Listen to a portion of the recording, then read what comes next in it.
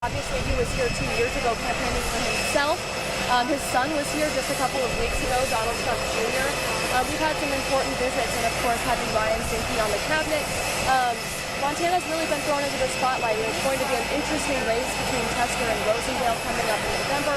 Obviously, a lot of people are watching, and as you can probably see on the camera right now, a lot of press are getting off the plane of Air Force One. That's the pool of press that travels with the president. So they're all here waiting for him and waiting to hear what he says to Montanans today. Just a pretty interesting sight, Tim.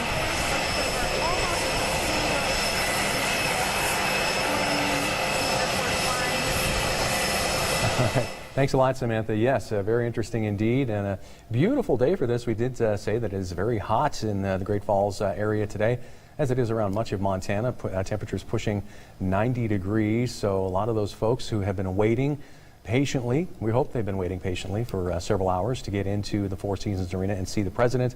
Hopefully they have the sunscreen and the water to stay hydrated. We're expecting the president to get off Air Force One here in just any moment. David, Samantha mentioned it, Jon Tester put an ad, a full-page ad out in several Montana newspapers today, thanking the president for coming to Montana and touting the fact that he has supported the president. In fact, some people say that he supports the president more than some members of the president's own party do. What's critical here is that Jon Tester, part of his re-election strategy is to demonstrate, look, I'm an effective legislator. And in fact, really, why would one re-elect somebody if they can't get the job done? And certainly on his perch in the Veterans Affairs Committee as ranking minority member, he's been extraordinarily successful. And as he said, 16 bills that he has been the lead sponsor on, signed by the president.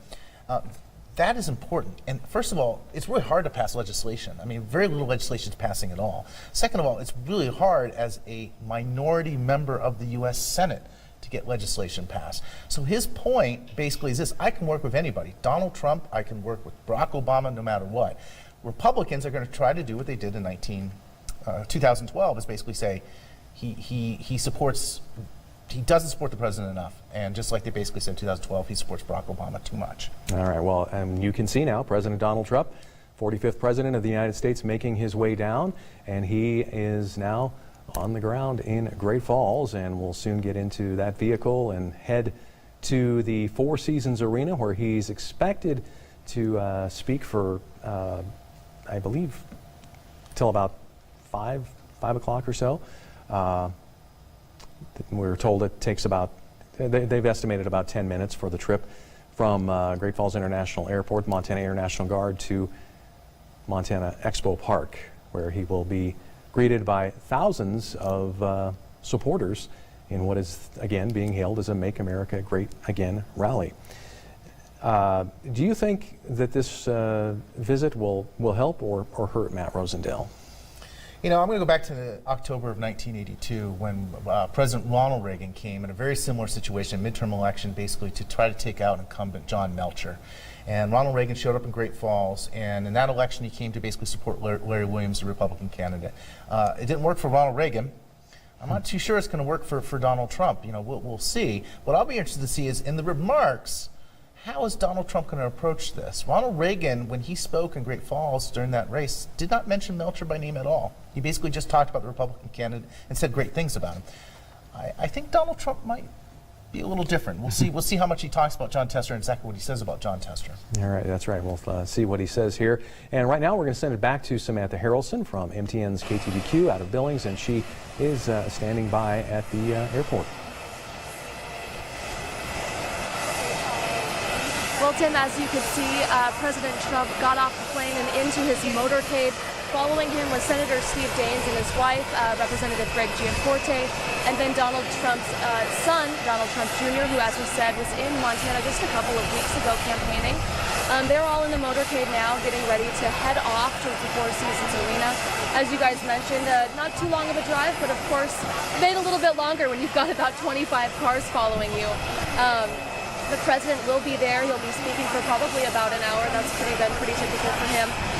And then he hops right back on Air Force One and he's off to New Jersey. He's got a lot going on in the next couple of weeks. Of course, he's promised a Supreme Court nominee on Monday.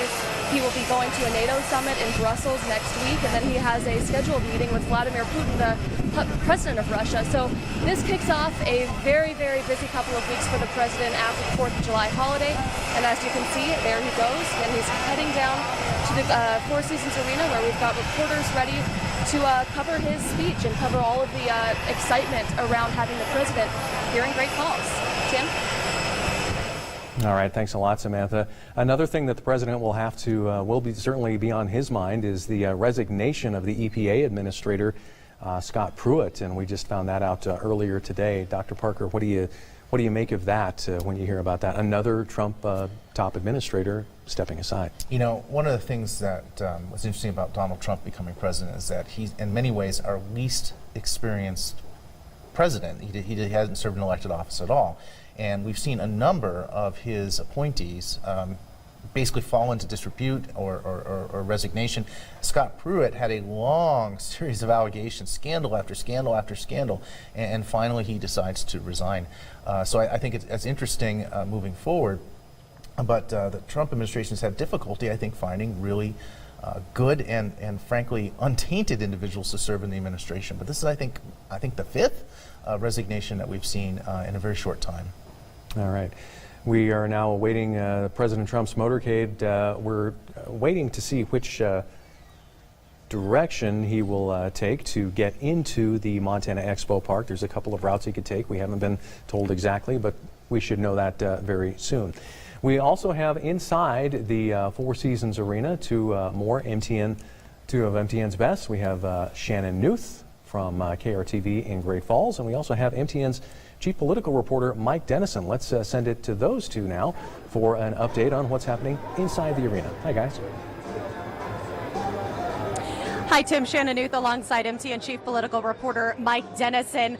As people have come in, they've been given signs. There were rules as people came in. They couldn't bring their own signs in. We've seen Women for Trump signs. We've seen Trump Pence. We've seen Drain the Swamp signs. And behind us, there are the promises made, promises kept signage all around.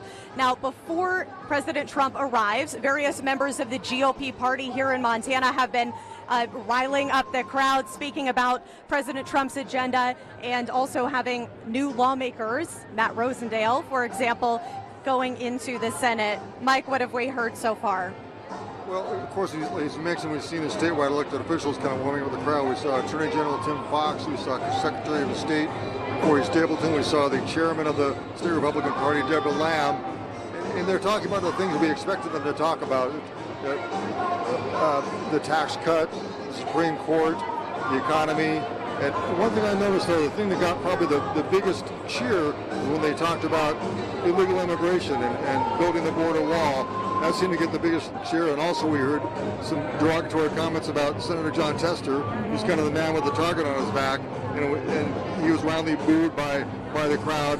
But I think the crowd was mostly waiting for the president. That's what they came to see. And on Air Force One with the president, Senator Daines just returning from Russia, as well as Congressman Greg Gianforte. You had a chance to speak with both of them on their flight here. What did they have to say? That's right. Both Representative Gianforte and Senator Daines got on the flight at Andrews Air Force Base in D.C. this morning out here with the president. Senator Daines, of course, has just been in Russia with a delegation of GOP lawmakers, and he talked about them meeting with high-ranking Russian officials and Russian legislators, and he said they give a very good direct message to them about interference in our elections. Gianforte said he and Daines also talked a lot to President Trump about the state and the issues that he wants to emphasize they want him to talk about, including public lands and also natural resource development. Okay, and some of the language we've heard in some of those speeches here at the arena so far has been similar to what we've heard at some of the rallies he's had in the last couple of weeks as far as building the wall. He wants to get more Republicans in the Senate where they have a slim majority at this time. We're expecting him to talk about potentially replacing a Supreme Court justice, and of course the news about Scott Pruitt just coming out, probably on his way here today. That's right, and as we said before, none of these things are any surprise. What I'm kind of looking forward to tonight is, what's Trump going to say that we may not expect?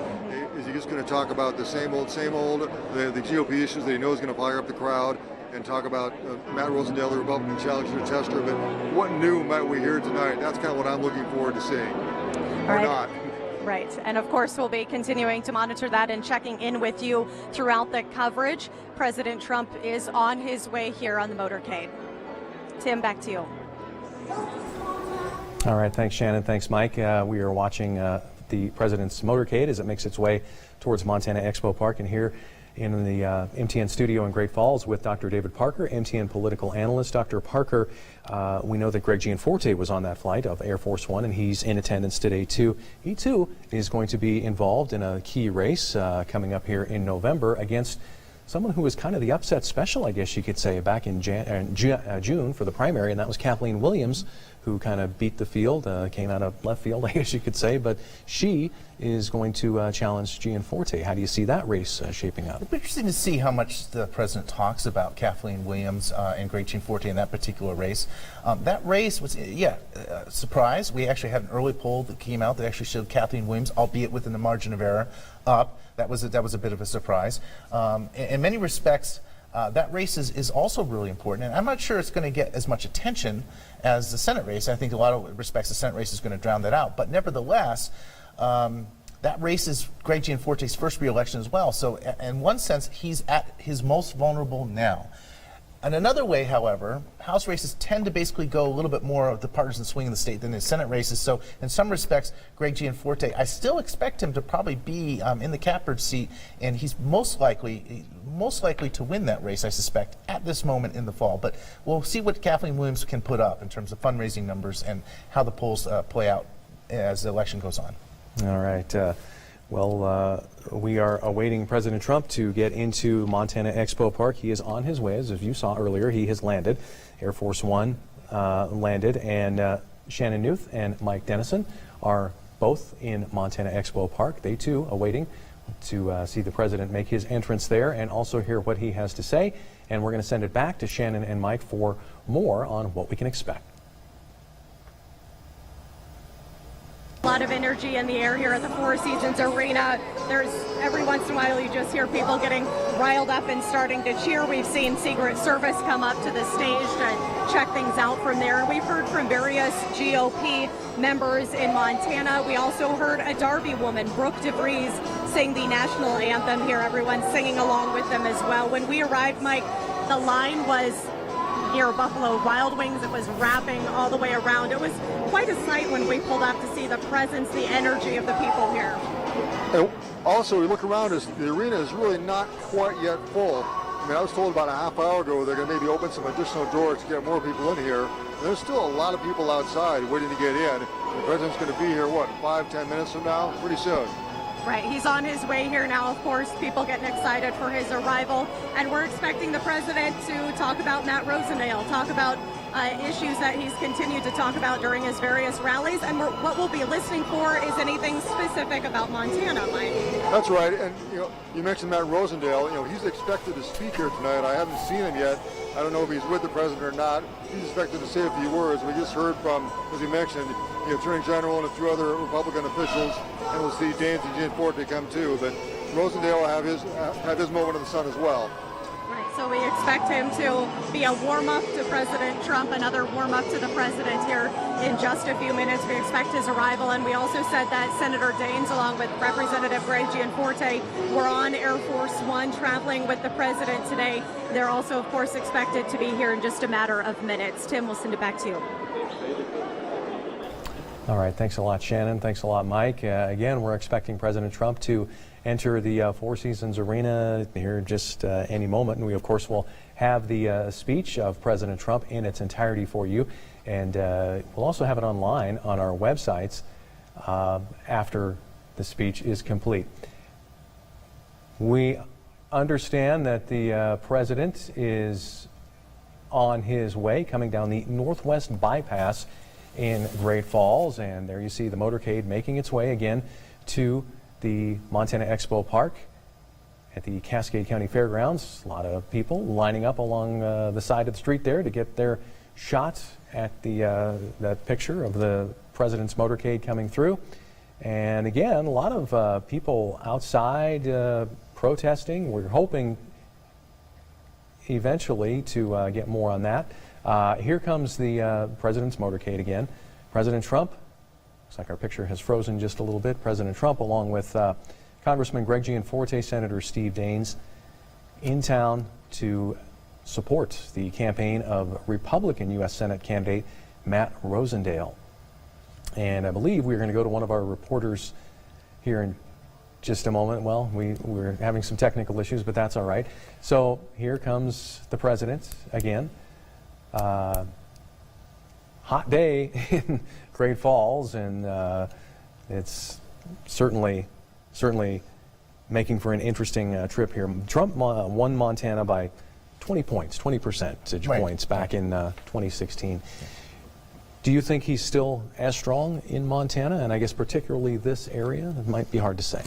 You know, it's hard to say, although I've seen some numbers saying the approval rating has gone down to like, 50, under 51%. What's interesting for an unconventional president that Donald Trump is, he comes out of a business background, hadn't run for office before, and in many ways he's been a very different kind of president. This trip is very conventional. This is exactly what presidents do. It's called going public. What he's doing is coming into the state. He's trying to use the power of the bully pulpit, the power of the presidency, to basically get voters and supporters to basically support his policies, and also try to basically move them to support a candidate he supports, and that's Matt Rosendale. Going public is something presidents do. It's not always terribly effective, especially in midterm elections. So it'll be interesting to see if this is also the first of many trips. Will he come back again and do this again come October? We'll see. And again, as we said, Greg Gianforte, he could possibly come and campaign on behalf of Greg Gianforte during that time as well. Yeah, absolutely. I mean, I suspect if he did come back, he might not come to Great Falls, but may go to Billings and try to spread the love around a little bit and get the supporters excited. But basically what he's trying to do, and I suspect a strong part of his speech today will be about immigration, because that's an issue that fuels his base and his supporters and gets them excited. And he's got to keep that excitement up, because in a lot of ways these are voters that either haven't voted for Republicans before or haven't even showed up to vote before. So this is part of the process to see whether or not Trump can take his success in 2016 and multiply it down ballot. All right.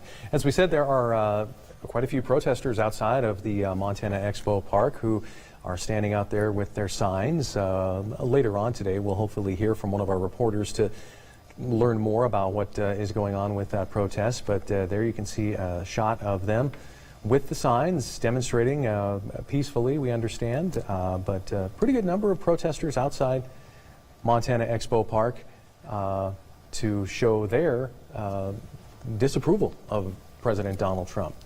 All right, so we are awaiting President Trump to get inside Montana Expo Park. Again, he's scheduled to speak at about 4 o'clock at this Make America Great Again rally, and are expected to speak for close to an hour, we understand, for the president. You mentioned Ronald Reagan was here in 1982, and both Republicans, both members of the Republican Party, but there's obviously some differences between these two. Between Reagan and President Trump. Yeah, absolutely. I mean, Ronald Reagan was known as a great communicator. Ronald Reagan was a fantastic speaker. Ronald Reagan, in many ways, was one of our more effective presidents, and coming in at a time where he basically established a new political moment in political history, where basically he established a new regime in American politics that we're still responding to. Donald Trump, at the other end of the kind of a equation here, he's not the great speaker that Ronald Reagan was. He doesn't quite have the charm. And not only that, he's at a moment where the Republican Party, in many respects, is trying to find itself. What is it? What is the Republican Party? Ronald Reagan created the modern Republican Party. In many ways, Donald Trump is the end of the Reagan era. The question is, today, is the Republican Party about taxes? Is it about less regulation? Is it about immigration? What is it? Well, Ronald Reagan, as a president, signed immigration reform and in compromise with Democrats in Congress. And Donald Trump, in many respects, has not done that. So it'll be interesting to see the kind of the flavor of what he's going to talk about today and how he's going to talk about it. All right. Shannon Newth and MTN political reporter Mike Dennison standing inside the Montana Expo Park, and we're going to send it back to them for more on what's happening.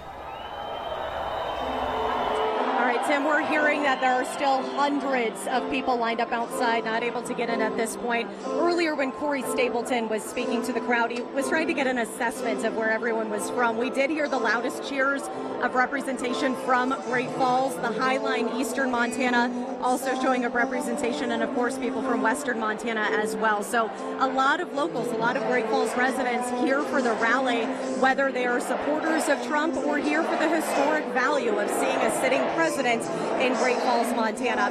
He is on his way here right now. Senator Daines on Air Force One with President Trump earlier today. Chief Political Reporter Mike Dennison spoke with Senator Daines on Air Force One. He is just returning from Russia, and Mike, it will be interesting to hear if the president references Daines' recent trip to Russia at all.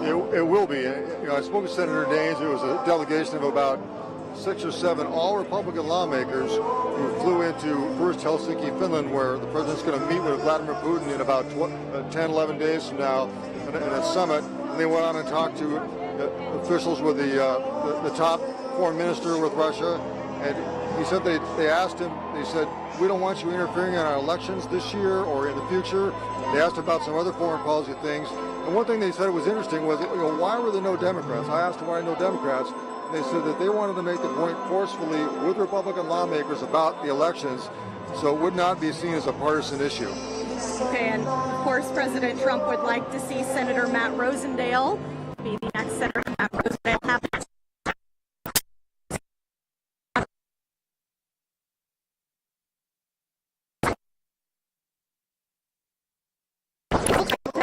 Offset incumbent Senator Jon Tester. We're expecting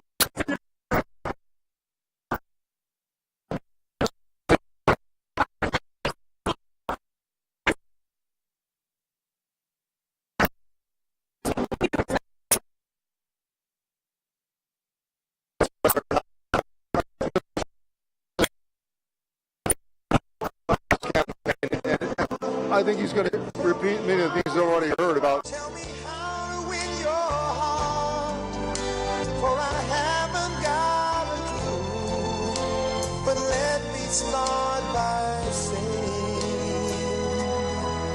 I love you.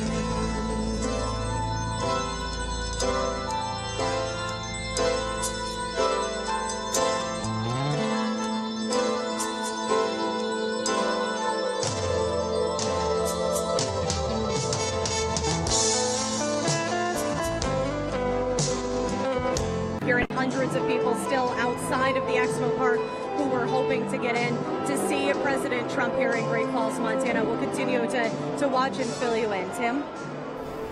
All right, Shannon.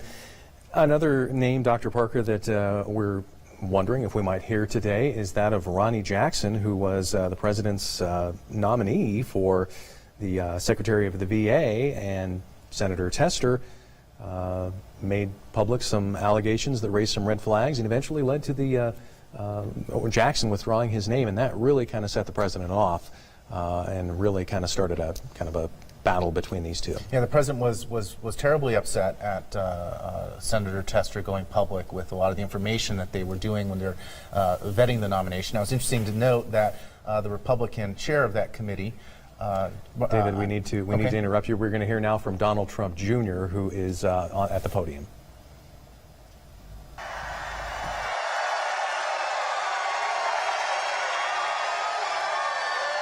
Thank you. Thank you so much, Montana. Wow. Okay, you thought it was my dad, didn't you? That's what. That Junior gets him every time, right? That Junior gets him every time, right? They thought it was Junior. Well, thank you very much, guys. It's great to be back. I feel like I was just here 2 weeks ago headlining this in Billings. You know, it's funny. I get asked to do a lot of the political events, but when they ask, will you go out to Montana, how do you say no? All right? But this is the first time I haven't been able to turn it into like a full weekend excursion, so that's a bit of a disaster. This is just this, okay? But you guys make me feel really welcome, so it's awesome. I've been coming here for a long time, so this state means a lot to me. I'm, as many of you probably know, big shooter, big hunter, big fisherman. That's why I also feel ridiculous in this suit, but we're just gonna do it, okay? So I've been coming out here since I first got a car. I used to take a month off every summer. I would drive out west, live in the back of my truck, fish all the rivers in the west, and really got to know the state. And the reason I got into Montana politics was because I met your Senator Steve Daines in elk camp. I was in elk camp. I brought my little son out. This was Thanksgiving a couple years ago, my 6-year-old at the time.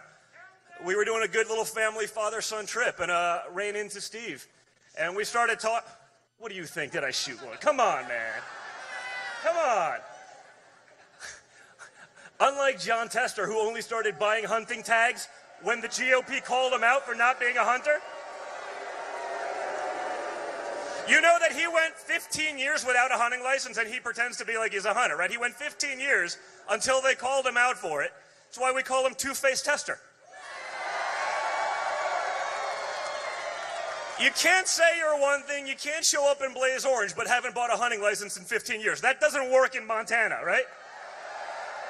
You can maybe make that work in New York City, but that's about it. Not this side of the Mississippi. So I was out in hunting camp with Steve Daines, and we got this great friendship going, and you know, so many of the great outdoor experiences that I've been able to have on the rivers here, in the woods, in the mountains, you know, with my son, and I got to know this guy, and that's the way you get to really know someone, not in a boardroom, not across the table at a negotiation, not even in politics, but sharing time around a campfire in hunting camp, you really get to know someone. And I got to know Steve, and when then Greg Gianforte, your great congressman, was running, they said, Don, would you come out to Montana? I'm saying, I'm a guy from New York City. I'm not sure if I fly in Montana. How's that going to work? Turns out it worked really well. We had a great time. We really moved the needle. We got to do a little bit of shooting. We even went out doing some prairie dogging. By the time the New York Times got a hold of it, we were shooting pregnant dogs. Not prairie dogs. Pregnant dogs. So that was your fake news media. This was the headline. I'm saying, I don't remember doing that. But we had a good time. You know what? They're here. Come on. Steve, Greg, get up here.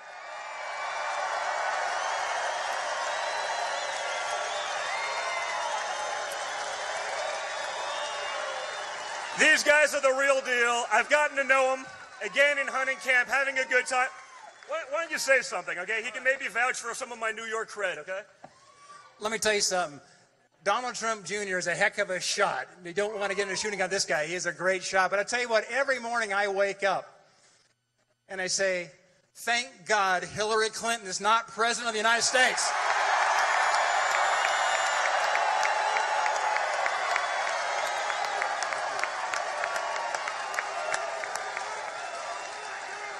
And then there's another thing to say thanks for. Thank God Donald J. Trump is.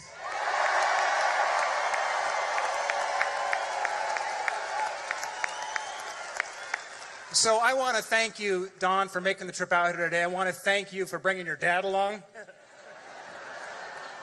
And we had a great flight out with the president, seeing the beautiful landscapes of Montana as we landed up at the airport just a few minutes ago. So thank you for coming out. Thank you for making America great again.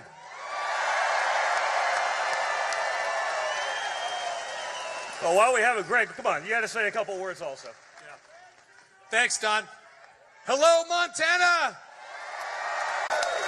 Well, I got really clear marching orders from you all. That was to protect our precious way of life and drain the swamp. I am proud to serve with this great president, but we got some more work to do. His leadership, this president, has given this country hope again.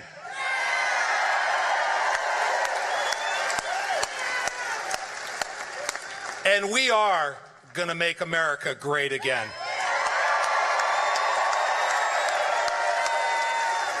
I am honored to serve as your only voice back in the House. God bless you and God bless this country.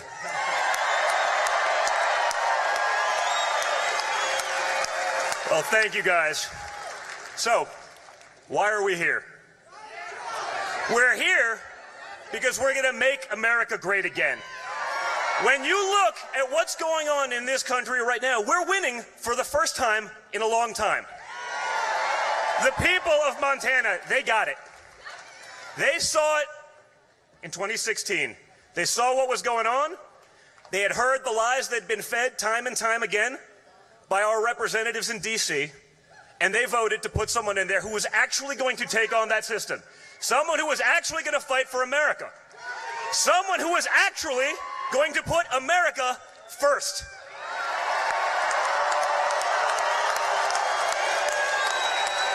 Now, it's hard to believe. It's hard to believe that we live in a time where talking about putting Americans first is like a bad thing, right?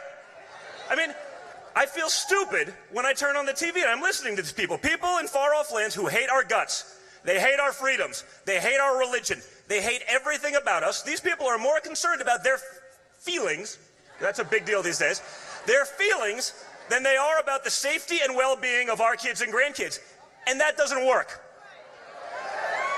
When I look at the Democratic platform, I say, I don't know. I'm looking at the numbers. I see what's going on. I see all-time low unemployment, the greatest job reports ever. When the New York Times says, we don't have the words to describe how good these job numbers are, trust me, that was not easy for them to write. And they didn't like it. Not one little bit. I'm saying, what is the other side's platform?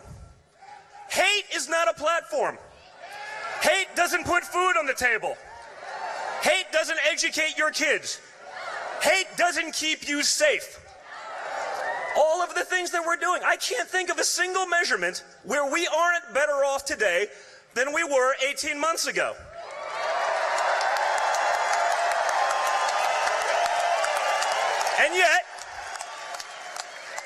And yet, they run on this platform. Everything Trump does is terrible. If Donald Trump came out in favor of oxygen, the Democrats would say we are against it. Maybe a good tactic. I'm just kidding, because they'll say I'm trying to kill people. But this is where we've gotten, okay? When I look at Jon Tester in this race, he says all the things he voted for Trump on. You're right, take full-page ads. But wait a minute. Where was he on Justice Gorsuch? Where was he on sanctuary cities? Do you want Montana to be a sanctuary state? And most importantly, the big one, where was he on tax reform? Okay? You know where he was? He was with Chuck Schumer and Nancy Pelosi. He was nowhere to be found. The big one, the one that puts money in your pockets. The one that allows you to take care of family, the one that put food on the table. He wasn't there for that one, and he said it was one of the expletive, worst bills ever put before the Senate. Think about that. The bill that is allowing all these companies to bring back this money, that is paying bonuses to all their employees, that is employing tens of thousands of people, all-time low job numbers. All those positive things, because of this bill, he was against it. Remember that, because when all this California money, when all this New York money starts pouring into this race to feed his campaign and those lies, remember where he was. Remember to stay motivated, because the one thing is, I see a lot of Trump people in this room.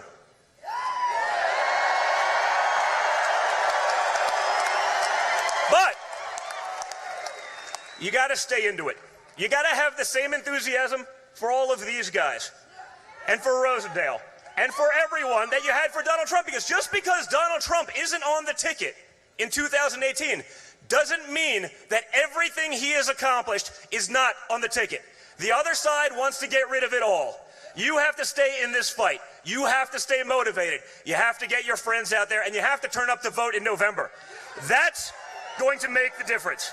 That's going to be everything, okay? I'm going to be coming a lot out here in this fall, helping all of these guys. I would rather be doing it with a bow or a fly rod, but we'll do that in November after everything, okay? But we're going to be out there fighting for Montana. We're going to do what we've always said we're going to do. And by the way, we're also going to be fighting for public lands, okay? That's one of those things. They come out there and they hit us. Trump's selling them off. I said, we had it. What are you talking about? But that's their big soundbite for the outdoorsman. You know, the reality isn't true, but no one's going to look beyond that. Okay? Remember what we're doing. Look at the policies. Don't just buy everything that you read. Okay? Advertising can buy a lot and it can sell a lot of garbage. Very true. There's a lot of it these days, man.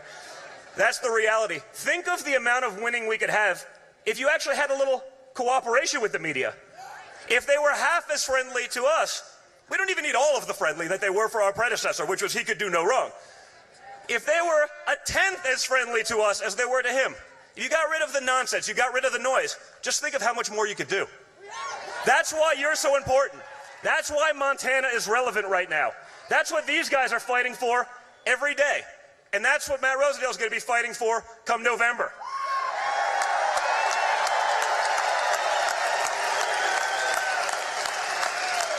I want you to remember that. I want you to remember what was in your hearts in November in 2016. Keep that going. Keep that fight. Keep that spirit. Get out there. Bring your friends. Make sure you send the message to Washington, D.C. that you want DJT to continue what he's doing. This is what's going to help our kids, our grandkids, and as the father of 5 young kids, I want to leave an America that we know, that we've gotten used to, because the one I see on TV these days, it's a foreign country. Okay? Remember it. Keep that spirit and that fight in your heart. And thank you very much for having us out here and being so welcoming. It's awesome to be here. Thank you very much, Montana. Thank you.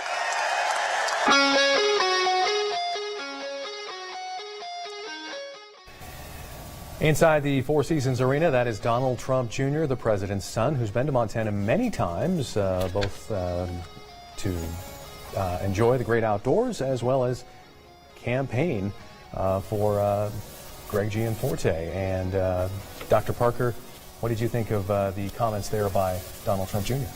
Well, it's pretty standard fare for what we've heard before. What I found really interesting about that was, number one, very aggressive against Jon Tester. No punches were pulled. That is very different, for example, from Ronald Reagan. It'll be interesting to see if the president continues that aggressiveness in his remarks. The second thing that was very interesting, basically suggesting that, yeah, that Tester supported the president on these bills, but not on these issues that matter. Again, this is very similar to what we saw in 2012, an effort to basically nationalize the election. In 2012, the issue was Obamacare. And this election, it's going to be the Supreme Court open seat with Kennedy and the appointment that Donald Trump makes on the tax cut. Interesting, what was absent. No discussion of tariffs. And the fact that tariffs are actually causing problem in the resource economy here in Montana, specifically in eastern Montana, with farmers and ranchers. So that was very interesting. Also interesting that the shout out to public lands. What I found even more fascinating, from a perspective of somebody who watches campaigns, is here we have a guy from New York basically trying to suggest that Jon Tester isn't a Montanan and he doesn't hunt and he doesn't do all these other things. So that was a little weird, right? To see someone from New York basically try to out-Montana the Montanan Jon Tester. All right. Well, Mike Dennison, our MTN chief political reporter, standing by with Shannon Newth. They are inside the Four Seasons Arena at Montana Expo Park, and we're going to send it to them now to get their thoughts on what Donald Trump Jr. had to say. Guys? Donald Trump Jr., Representative Greg Gianforte, and Senator Steve Daines were all just up on stage. They all spoke to the crowd for just a few minutes, all talking about Montana. They talked about public lands. At one point, Donald Trump Jr. asked the crowd, do you want Montana to be a sanctuary state? There was an overwhelming no and boo coming from the crowd. We heard him talk about things that we may anticipate President Trump to build upon as we're talking about Montana, Mike. Well, I think that we got a real flavor of what the speech is going to be like.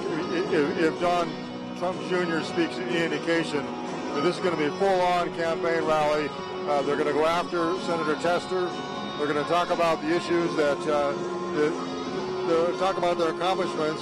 And also we got a little bit of flavor of going after the media as well, saying that if the media gave us just 1/10 of the support they gave presumably President Obama, maybe we get more things done. And I heard that and I thought, well, they do control both houses of Congress, so I think they have the power to get things done with or without the media. All right, and again, Donald Trump Jr. along with Representative Gianforte, Steve Daines just left the stage here a few moments ago. We're anticipating the president to come on stage and speak here any moment. It's hard to describe to people who aren't here how loud it is in here right now. I'm assuming people can hear a little bit of that, but not only the music, but when they rile up the crowd, when they get the support of the crowd, it's very loud. Signs are up, people are cheering. Mike, it's almost like we described it a little bit like a rock concert feel of sorts because of how excited people are and the noise level in here. Well, absolutely. That's kind of the feeling I got. It is kind of a rock concert atmosphere. And we heard the big cheers for Donald Trump Jr. and for Senator Daines and Gianforte. I think when the president gets here, it's going to be about 2 or 3 times as loud. Coach Tim will be continuing to be here. The president expected to come onto that stage here any minute now. Back to you. All right, thanks, Shannon. Thanks, Mike. Donald Trump Jr. again in Montana. As we said, he's been here quite a few times. And Steve Daines will be most likely running for re-election in 2020. And who knows, maybe Donald Trump Jr. will be back in the state at that time, and maybe Donald Trump, President Trump, might be back that time too. Well, that re-election in 2020 is really critical for Senator Daines. Senator Daines, of course, got 59% of the vote when he first ran for the U.S. Senate. Of course, he ran against Amanda Curtis, who was a last-minute add-in candidate because John Walsh resigned, having plagiarized his master's thesis. It's kind of like the perfect moment to run for re-election when you're running against a candidate who actually wasn't the original nominee. So that race is going to be really important. But the big question I have is, who is a Democrat going to run against Steve Daines? It's unclear. Who's in the bench that could take on that particular challenge? Have you heard any possible names tossed about out there? Well, I know one person is going to be out of a job in 2020, and that's Steve Bullock. That's right. But I hear all signs seem to be that he's fairly serious about this presidential run. After that, it's unclear. You could maybe look at some of the folks that ran for the House seat. If Kathleen Williams doesn't win the House seat, maybe she would be a person that could run, or someone like John Heenan or Grant Keir. Any of those candidates would be some obvious choices. But after that, it's not really clear who might be an obvious choice other than Steve Bullock. You could see, of course, obviously from Shannon and Mike, a big crowd inside and a big crowd outside. A lot of people waiting outside. We are going to send it outside of the Montana Expo Park. MTN's Jonathan Ambarian is standing by, and he has more on the protesters that are in attendance today at the rally. Jonathan?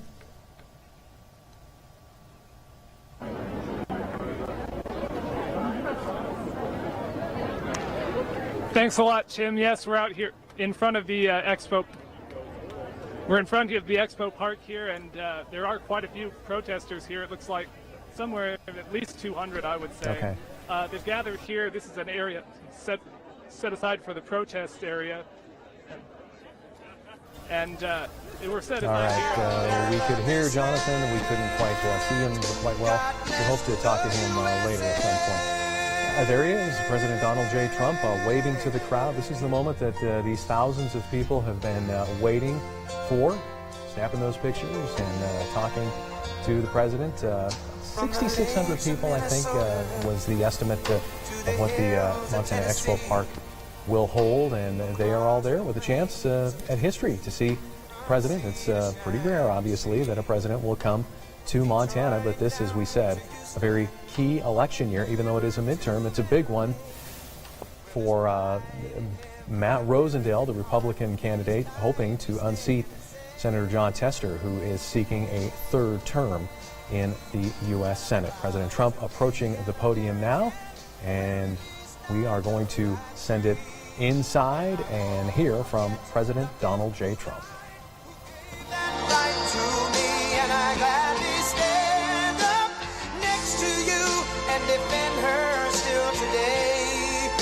There ain't no doubt I love this land. God bless the USA.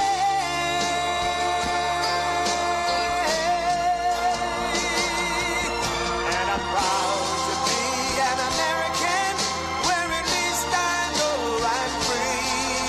And I won't forget the men who died, who gave that right to me. And I gladly stand up next to you and defend her still today. 'Cause there ain't no doubt I love this land. God bless the USA.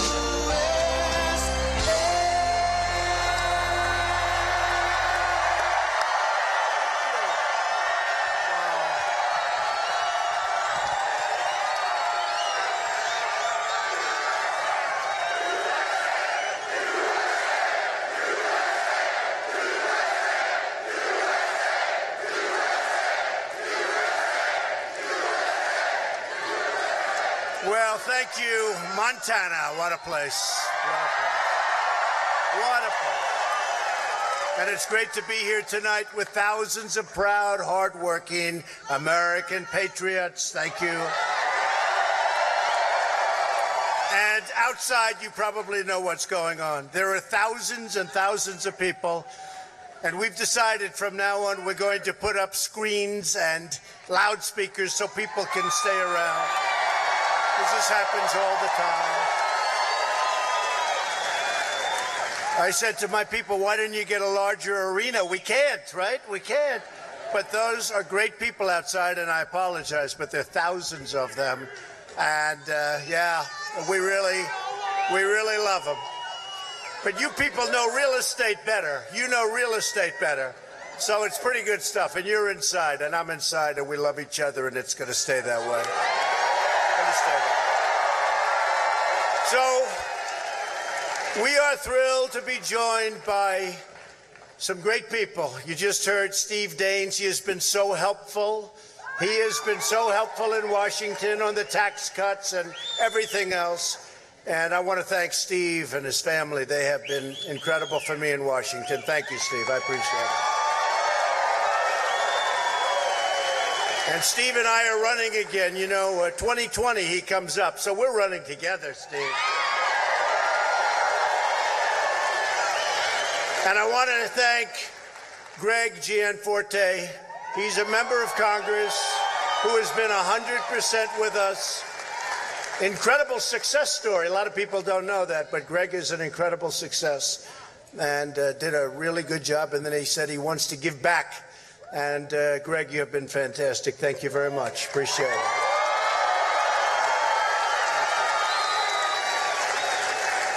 Montana Attorney General Tim Fox. Thank you, Tim. Secretary of State Corey Stapleton. Thank you, Corey. Montana Republican Party Chairwoman Deborah Lamb. Superintendent of Public Instructions Elsie Arnson. And finally, the person that we are here for tonight, a very special person, ran an incredible primary, wouldn't you say? Incredible? Anytime you win, it's incredible. But he did, against a very tough and good competition. And, hey, he's going to be your next senator from the incredible state of Montana. Matt Rosendale. Come up, Matt. Come up, Matt.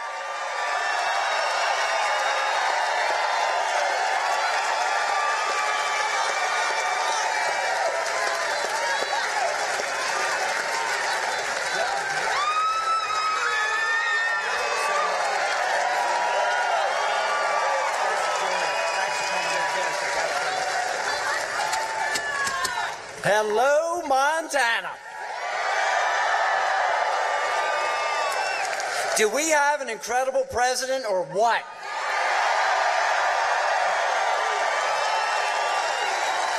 We actually have a president who fights every single day for the people across this great nation.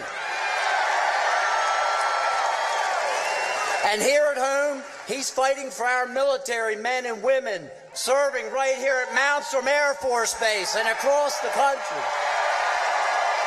And for all our veterans and for our seniors. He's fighting for our folks working in the timber industry and our energy production. He's fighting for our hard-working farmers and ranchers across the entire state. And you know he's fighting for our miners down in Butte. And those coal workers in Colstrip who produce that beautiful, clean coal. He's also fighting for everyone across our state who feels their voice isn't being heard, including the unborn.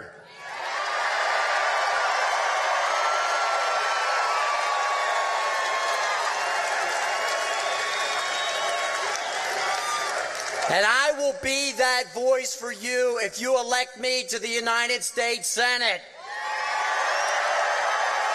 And I will fight for you every day because I mean business about standing with President Trump to make America great again.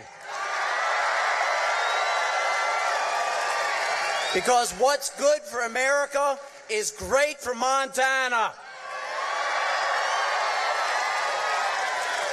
Today, I ask for your vote so that I can help President Trump continue his good work. Thank you, President Trump. Thank you, Montana. May God bless each and every one of you and the great United States of America.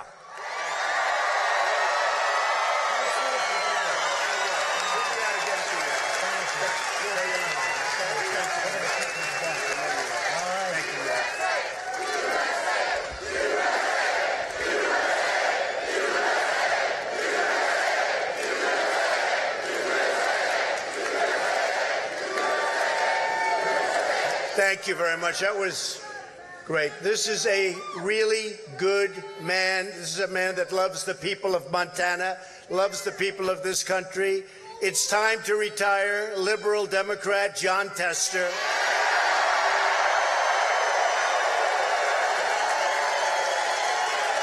And you're going to get on your side a real Montana fighter. You see it. You've been watching for the last 6 months. He is a tough cookie. He's a fighter. He's going to fight for you, Matt Rosendale. So Jon Tester says one thing when he's in Montana, but I will tell you, I'm testament to it. He does the exact opposite when he goes to Washington. A vote for Jon Tester is a vote for Chuck Schumer, Nancy Pelosi, and the new leader of the Democrat Party, Maxine Waters.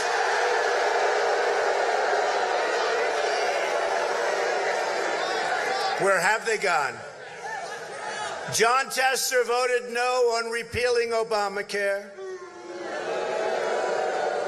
And even though we got a little surprise vote that evening, you all remember that evening, somebody came in with a thumbs down after campaigning for years that he was going to repeal and replace. But that's okay, because we, for the most part, have already done it. And we have great health care coming out, and it just came out 2 weeks ago. And we got rid of the individual mandate and lots of other things. Sometimes we have to do it the hard way, but that's okay, too. Jon Tester voted no on tax cuts for Montana families. He voted no on cutting the estate tax or the death tax for your farms, your farmers, and your small businesses. Think of that one. Think of that one. But you got it anyway because we got it passed. So on your farms, for the most part, you will have no estate tax or death tax to pay. You can leave your farm, you can leave your small business to your children or whoever you want to leave them. Don't always leave them to the children. If the children aren't good children, don't leave them to somebody else. But you have no tax to pay. Pretty good, right? Nobody thought that was going to happen. Tester voted against it. Jon Tester voted no on legislation to stop late-term abortions. You wouldn't think he'd play very well out here. How did he get elected? I mean, I know a lot of people from Montana. You got to explain that one to me. How did he get elected? All right. You can right your wrong in November, okay? You can right your wrong. Matt Rosendale. Jon Tester voted no on Kate's Law. You know what Kate's Law is? That's legislation named for Kate Steinle, who was gunned down by a 5-time deported illegal immigrant. You deserve a senator who doesn't just talk like he's from Montana. You deserve a senator who actually votes like he's from Montana. Tester even voted no on enhanced vetting for refugees from terror-stricken countries. You believe this one? What's going on with that? The Democrats want open borders, which means lots of crime. We want tough, strong, powerful borders, and we want no crime, and we're going to protect ICE. We protect ICE. They protect us, and we protect them. They protect us, and we protect them. You saw that clown yesterday on the Statue of Liberty? You see the guys that went up there? I wouldn't have done it. I would have said, let's get some nets and let's wait till she comes down. Just get some nets. Really. You see those guys, the bravery of doing that? What a group. We protect ICE and our Border Patrol and our law enforcement and our fire department but we protect our people. John Tester opposed our travel ban to keep America safe, which, by the way, I'm proud to report that last week the Supreme Court of the United States just upheld the Trump travel ban.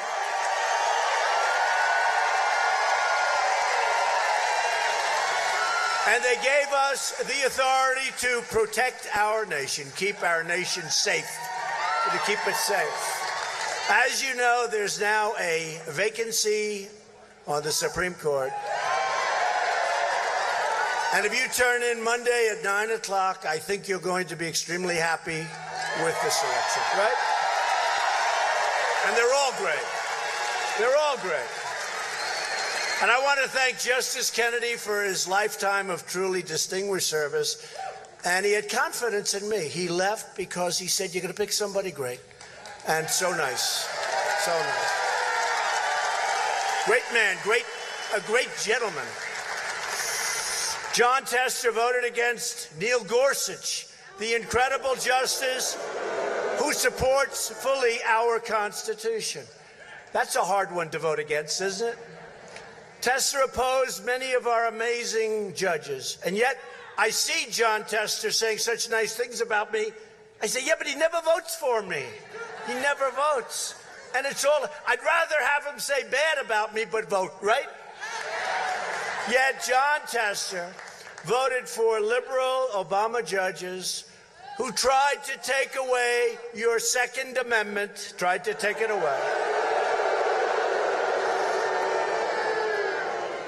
Because Tester doesn't share your values. John Tester showed his true colors with his shameful, dishonest attacks on a great man, a friend of mine, a man that I said, why don't you run the VA? You'd be great.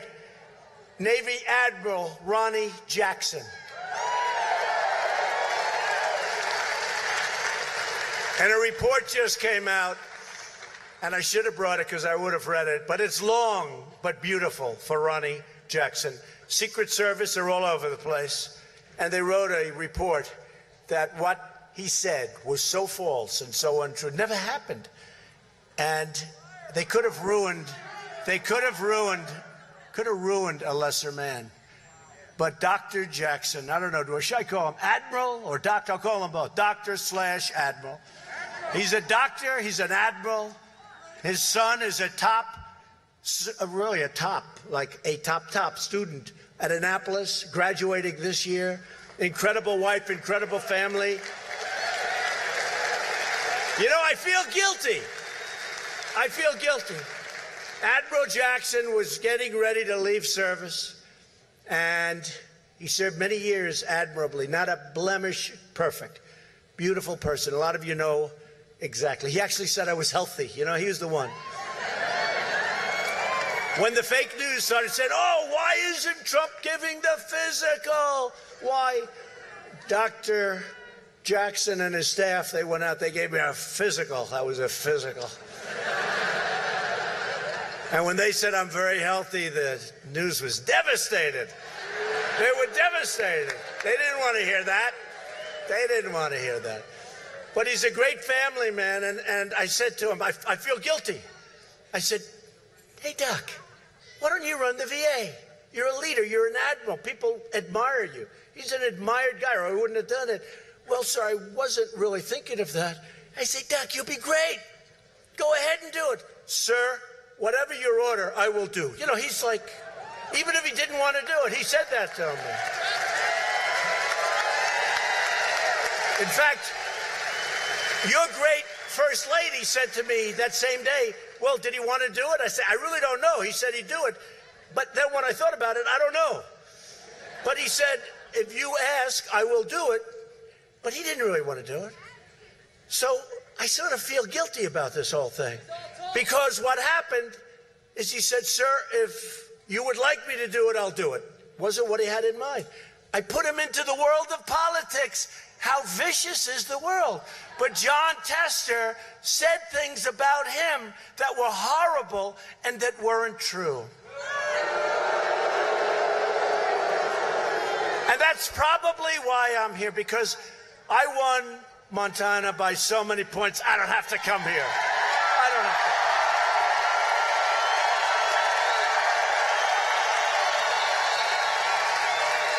You know, a lot of people from states where we have these crazy big leads, we had 42 and 44. We won by 44 points over a Democrat. Over a Democrat. We won by 44 points over a Democrat. Now it was crooked Hillary, but still she's a Democrat. And, yeah, no, she gets special treatment. Sorry. She gets special treatment under the Justice Department.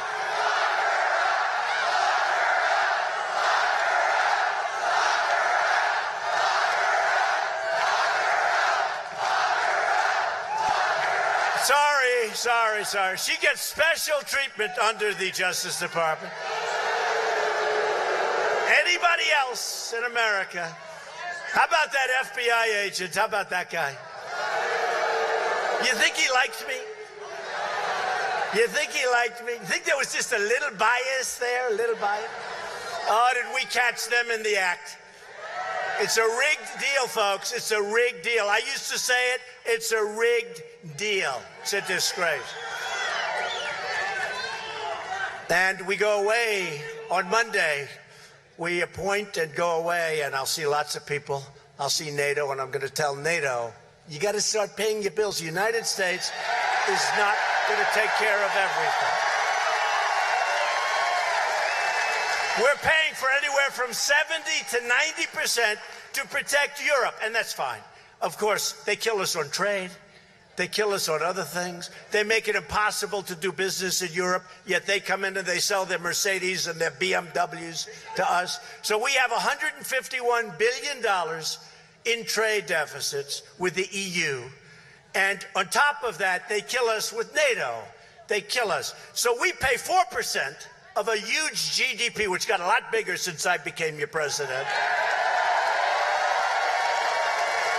And Germany, which is the biggest country of the EU, European Union, Germany pays 1%. 1%.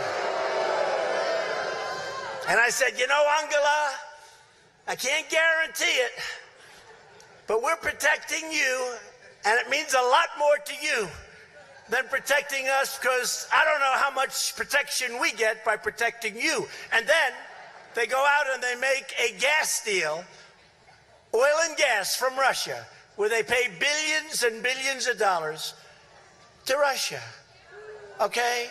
So they want to protect against Russia, yet they pay billions of dollars to Russia, and we're the schmucks that are paying for the whole thing.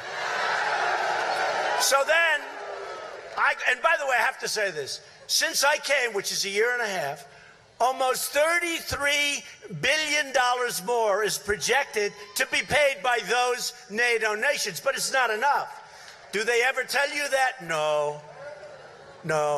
But I will tell you, the Secretary General, Stoltenberg, is Trump's biggest fan. He said, those NATO nations are all going like this, less money, why not? And when you came in and you started talking, it went like a rocket ship. It went just like a rocket ship. So anytime I suggest anything, so we've gotten $33 billion, it's going to be a lot more money than that. But if then they say, oh, let's see, he's angry at NATO. I guess, yeah, he loves Russia. I love Russia. I will say this, I'm meeting with President Putin next week and getting along, let me tell you, getting along with Russia and getting along with China and getting along with other countries is a good thing. It's not a bad thing, it's a good thing.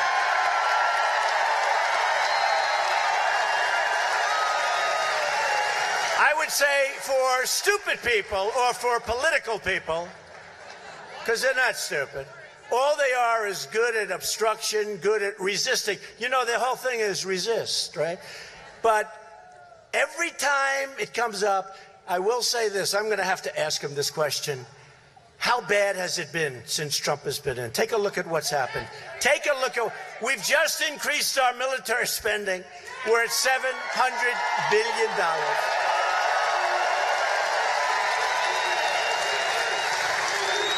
We've become a nation that is exporting energy for the first time. We're exporting energy. So many things. And you look at all the money that NATO's getting now. They're probably saying in Russia, you know, if we did like this guy, we made a big mistake. We'd rather have crooked Hillary Clinton. I think they would much rather have Hillary. But getting along with other countries, and you're talking nuclear powers, in all fairness, getting along is really a nice thing. It's a smart thing. We're going to beat everybody. We have the greatest military we have now. Look, we have now, and hopefully we'll never have to use it. You know, the only way you're never going to have to use it, if it's so powerful, so good, so strong, that nobody wants to play games. And that's what we're doing. That's what we're doing. We'll never have to use it. And then, of course, we have North Korea, where, do you notice, 8 months? So during the Obama administration, it seemed like a missile a week. I mean, a lot of missiles going up, a lot of rockets going up, a lot of nuclear testing. They thought there was an earthquake the size of something they've never tested before. They said, where is it? Oh, it's in Korea someplace. They said, why don't you check nuclear weapons? It was a nuclear weapon, all right? So since the rhetoric stopped, you know, we had very tough rhetoric. Would you say that was a little tough, right? So remember, they said, he's too tough. He's going to cause a war. It's too tough. Now they say, he's too nice. He's too nice. He's too nice. I got along very well with Chairman Kim. I got along very well. That's a good thing that I got along well. Now, what hasn't happened in 8 months? In 8 months, first of all, we got our prisoners back before I even went, right? And I didn't pay $1.8 billion, by the way, in cash. We didn't pay 1.8, right? We paid slightly less than 1.8. We paid nothing. And yet, it was a very smart deal for North Korea. Goodwill is very important. But we signed a wonderful paper saying they're going to denuclearize their whole thing. It's going to all happen. But now, you know, you're back. I was back, I think, 6 days. Why hasn't it started? Why? I mean, these guys were... Obama was very close to going to war. You have 30 million people in Seoul. It's 30 miles off the border. And that's a tough border. Thousands of cannons, they call them. These are big, big guns. I'm not even talking about nuclear. You could have lost 30, 40, 50 million people. You could have had a war like you haven't had in a long time. And guess what you have now? 8 months, no nuclear testing, no missiles, no anything. Mike Pompeo is over there right now.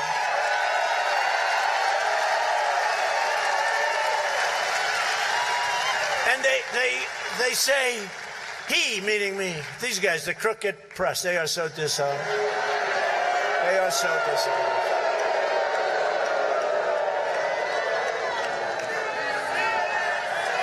Fake news. They're fake news media. So what do they say all the time? Because I didn't give anything up. What do they say all the time? They say, he went there. I went there. I went to Singapore. We had a meeting. By agreeing to meet, you know, they can't come up with anything else. Like, I didn't give like Clinton and like Obama would have. You know, Obama couldn't meet. Now they say, well, Obama couldn't meet. They wouldn't see him. So I didn't have like Clinton where they gave him billions and billions of dollars and got nothing. Okay? So they couldn't find anything. So what do? They say he met. I met. That's what we lost, folks. He met. Now, by the way, Obama would have loved to have met. They wouldn't see him. They wouldn't see him. One of the first questions I asked when I was over there, they wouldn't see him. So I met. That's how we got beaten. Now they're saying it with Putin. Well, Putin is highly prepared. And Trump, will he be prepared for the meeting? Trust me, we'll do just fine. We'll do just fine. Fake news. Bad people. Bad people.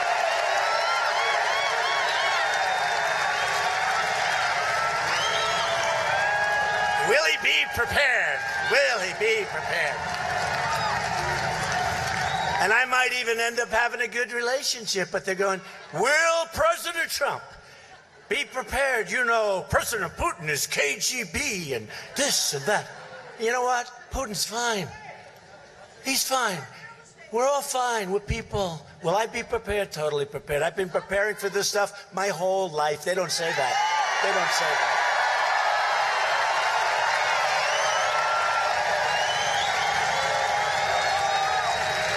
And you really do, and I'll tell you what, because I see the way they write. They're so damn dishonest.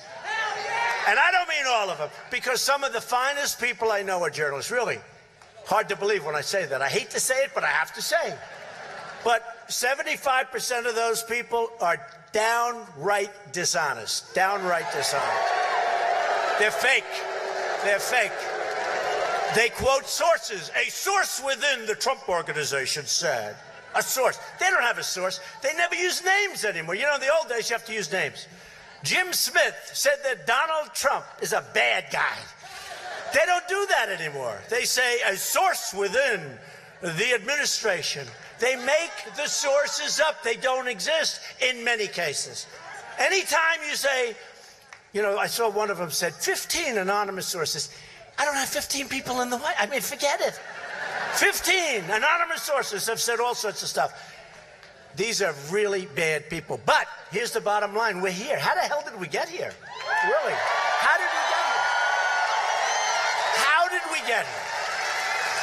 So, if you look at Jon Tester, he signed up for the Democrats' radical immigration agenda, which is let them come in, and we believe, they say, in sanctuary cities where they house the criminals and others. We believe in strong borders and no crime. It's very simple. Strong borders. We believe in coming into this country legally. We believe in coming in legally.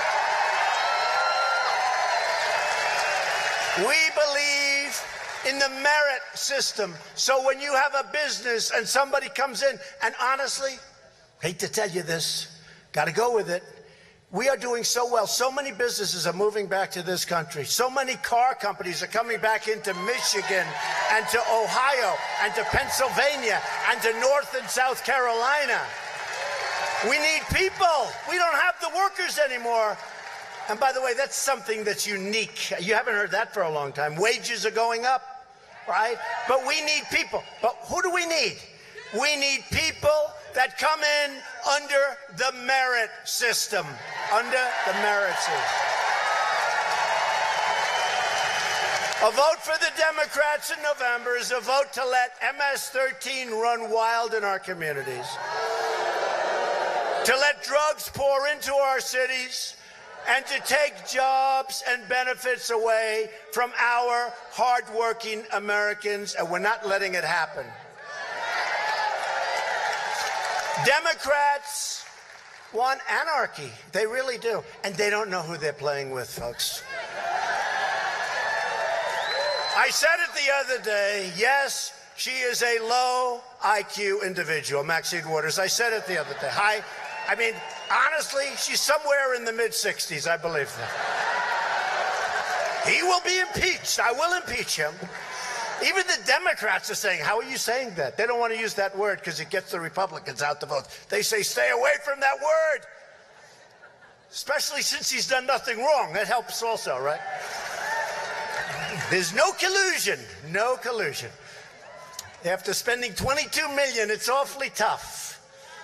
And the House just left and they said there's no collusion. Can you imagine this? It's all a ruse. This was an excuse for the Democrats who lost an election, who actually got their ass kicked. 306.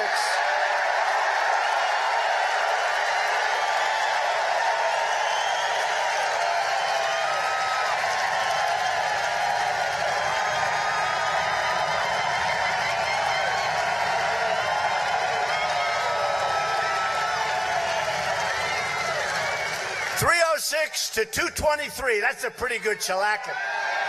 306. Hey, we won states. Take Wisconsin. I just left Wisconsin. So we won. In fact, they're building. Friends of mine, Foxconn, they make the Apple laptops and iPhones. They're incredible. They are going to spend like $11 billion in this. It's going to be about a $15 billion plant. There will be nothing like it in this country. And frankly, outside of China, there will be nothing like it. But by the time it's finished, it'll top anything in China also. It's incredible. It's incredible. But $15 billion, 15,000 jobs, Wisconsin. But think of Wisconsin. Reagan had his big win. He won every state except one, the great state of Wisconsin. I won Wisconsin. First time since Dwight Eisenhower in 1952. And we won Michigan. And we won Pennsylvania, North Carolina, and South Carolina, and Florida. We ran up that East Coast. You had to run up that East Coast. Winning the Electoral College is very tough for a Republican. Much tougher than the so-called popular vote, where people vote 4 times, you know. Much tougher. Much, much tougher.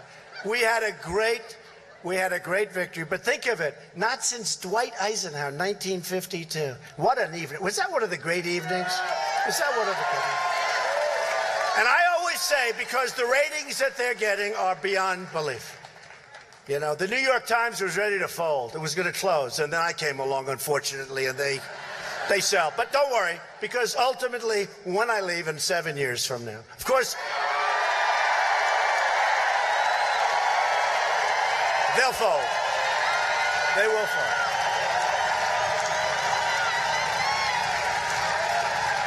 No, when you see the Times, how dishonest they are, when you see the Washington Post, how totally dishonest, when we leave, and I actually say this, they are all doing numbers that they've, never done. When I announce they are going to endorse me, because if I lose, should I lose, or if I don't run, they're out of business. Who's going to cover? They're going to cover Bernie? Hey, they're going to cover, Sleepy Joe Biden? They're going to cover Pocahontas? Who was... Think of it. Think of it. She of the great tribal heritage. What tribe is it? Let me think about that one. Meantime, she's based her life on being a minority. Pocahontas. They always want me to apologize for saying it. And I hereby... Oh, no, I want to apologize. I'll use tonight. Pocahontas, I apologize to you. I apologize. To you, I apologize. To the fake Pocahontas, I won't apologize. No, it's causing her problems. You know, that name's causing, because now even the liberals are saying, take a test. Take a test. You know, I tell you, I shouldn't tell you, because I like not to give away secrets, but this one. Let's say I'm debating Pocahontas, right? I promise you I'll do this. I will take, you know those little kits they sell on television for $2? Learn your heritage. Guy says, I was born in Scotland. It turns out he was born in Puerto Rico, and that's okay. It's good. You know. Guy says, I was born in Germany. Well, he wasn't born in Germany. He was born someplace else. I'm going to get one of those little kits. And in the middle of the debate, when she proclaims that she's of Indian heritage, because her mother said she has high cheekbones. That's her only evidence, that her mother said she had high cheekbones. We will take that little kit and say, but we have to do it gently. Because we're in the Me Too generation, so we have to be very gentle. And we will very gently take that kit and we will slowly toss it, hoping it doesn't hit her and injure her arm. Even though it only weighs probably 2 ounces.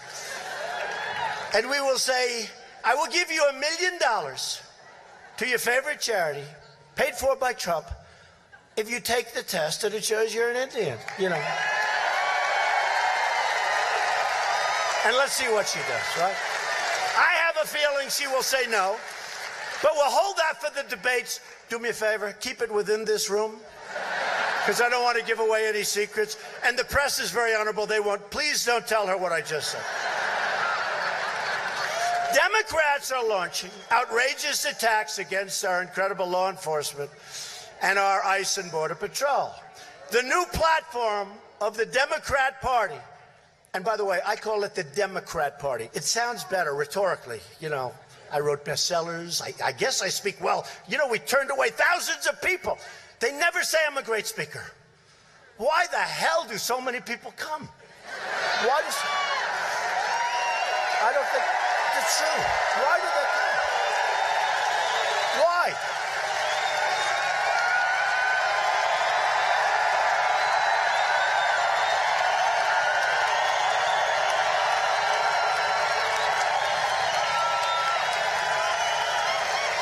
Why, oh, why do they come? Gotta be something. I guess they like my policy. Maybe you like policy. No, it's true. Have you ever noticed? You never hear that. You never hear that. You never hear it. I mean, there's got to be a reason. I have broken more Elton John records. He seems to have a lot of records. And we beat, and I, by the way, I don't have a musical instrument. I don't have a guitar or an organ. No organ. Elton has an organ. And lots of other people helping. No, we've broken a lot of records. We've broken virtually every record because, you know, look, I only need this space. They need much more room. For basketball, for hockey, for all the sports, they need a lot of room. We don't need it. We have people in that space. So we break all these records. But really, we do it without, like, the musical instruments. This is the only musical, the mouth. And hopefully the brain attached to the mouth, right? The brain, more important than the mouth, is the brain. The brain is much more important. But do you ever notice, do you ever hear something? They say, you know, we had a case last week. We were in a great place in Wisconsin, and we had a tremendous crowd, and we had, like, the choice of a 22,000-seat arena. And in retrospect, we would have packed it, and they would have sent away thousands of people. But the people said to me, very innocent people, they were great, but I hadn't met them. I said, why didn't you use, they filled up a 7,000-seat arena, walked away thousands of people, like over 20. And we would have filled. I said, why didn't you use the big arena? He said, sir, we knew that if you had 5 vacant seats, empty seats, see, vacant is because I was in the real estate business, I use that term. If you had 5 empty seats, they would say, Donald Trump was unable to fill the arena.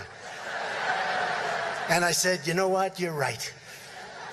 How about the one from the Washington Post? They got there 4 hours early, and the arena hadn't started even letting people in. So there were just a few people. You all saw that story, I hope. You all saw that story, right? They got there 4 hours, 5 hours. This writer, sleazebag, he didn't get fired. He said Donald Trump had an empty arena. Except when I showed up, the place was packed and they had to walk away, thousands of people, right? And I didn't see the story, but you know who saw the story? The people that were in the arena, and they went nuts. And they apologized, but you know where they apologized? On Twitter. They didn't write it. They apologized, but they had the story. Donald Trump, not very good crowd tonight, and they show a totally empty arena that 4 hours later, and by the way, hate to say it, take a look at the pictures for the inauguration. We had some monster crowd. Big monster. Big monster. But take a look at that. So they show an arena before the people started coming in. There were a few people, 4 or 5 hours ahead.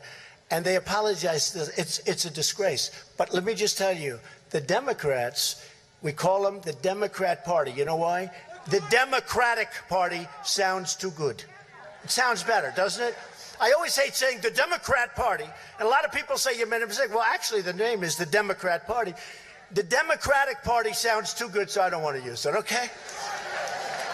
The new platform of the Democrat Party is to abolish ICE. In other words, they want to abolish immigration enforcement entirely. That's what they want to do. They want everybody coming in. And you know, the beauty with ICE, they're so tough. When you have these MS-13 thugs come in, ICE goes in and wipes them out like nothing. Because they're much tougher. They wipe them out. And they liberate towns on Long Island and other places. You know, it's like you're occupied. It's like a nation is occupying your country. So we're taking them out by the thousands. And if it weren't for ICE, we wouldn't be doing it. These are savage gangs, MS-13 and others. We will not stand for these vile Democrat smears against our law enforcement. And that includes our great police. That includes our great Border Patrol. That includes our military, where they're always fighting against funding for the military.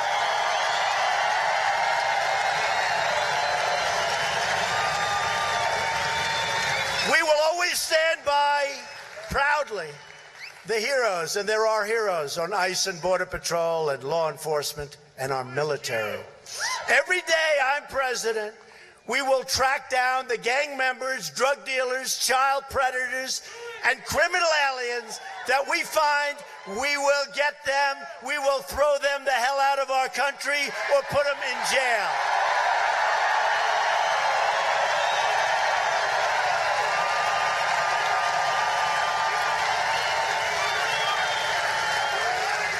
So this year, in November, if you want to save ICE, and frankly, if you want to save your law enforcement, if you want to save your military, getting military funding, we got $700 billion, the biggest ever, then next year $716. We saved our military. Getting military funding from these Democrats is almost impossible. They don't want it.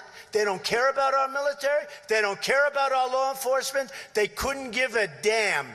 You better vote Republican. We need more Republicans.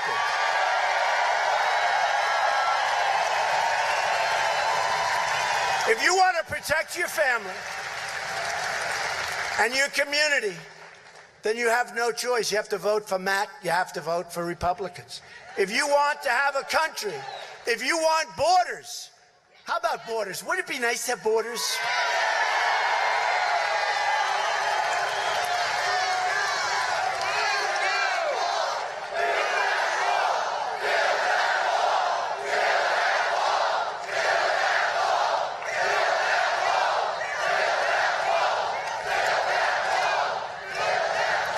And yes, we are already building the wall. It started in California and San Diego. 1.6 billion. We're asking for $5 billion. And I'll tell you what, it's brutal with these people. They don't want it. They know it's the right thing to do, but they think it will help me. It's not even the Republicans. They think it'll help Trump. If we do it, it's good for Trump. Let's not do it. They're great Americans. Every day we are keeping our promises. We've created 3.4 million jobs since Election Day, which nobody can even believe. Nobody believes it.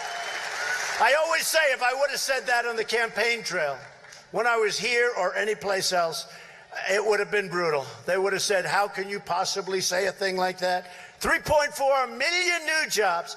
Unemployment claims are at a 45-year low. African American and Hispanic American unemployment have reached the lowest levels in the history of our country. Remember, what do you have to lose? Remember? What do you have to lose? People didn't like it when I said that. What do you have to lose? Guess what? We're right. In fact, a new poll came out last week. We were up in like a week, 10 points with the Hispanic community. 10 points. Because they want to be safe. Unemployment among women is at the lowest level it's been in 65 years, and within a couple of weeks' history. Our economic policy can be summed up in 3 very simple but beautiful words: jobs, jobs, jobs. Since the election, we have lifted 3 million people off of food stamps. And by the way, on a humanitarian basis, that's a great thing. Do you know how much money we save by doing that as a country? 3 million people, and it's going up fast. Wages for the first time in 18 years are rising again. People can go out, they can actually choose a job, and they have wages that are rising. And 6 months ago, Republicans passed the biggest tax cuts in American history. The biggest in American history. Everybody in this room is benefiting. Everybody is benefiting. We slashed taxes for working families and saved our family farms. We saved family farms. As a result of our tax cuts, $300 billion poured back into the United States just in the first quarter of this year alone. And we're going to have a lot more than that. 300 billion came back. Money that would have never been able to come back into our country. It's coming back, it's pouring back. I think the number is going to be 5 trillion, but 350 billion has already come back. Apple Computer is spending $350 billion on new campuses, on new facilities. They're bringing back $350 billion. They're putting up their own money. They're going to actually have, probably subject to the tax code, about $230 billion come back. 95% of U.S. manufacturers are optimistic about the future. That's the highest number ever. Think of it, 95% of anything. You don't hear that. We also repealed, despite the thumb down at 2 o'clock in the morning, we also repealed the most horrible aspect of the failed Obamacare health care. It's called the individual mandate, so it's gone. It's gone. Gone.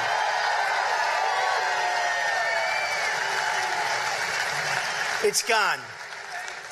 And, you know, that was where you had to pay a lot of money for the privilege of not having to pay for bad health care, okay?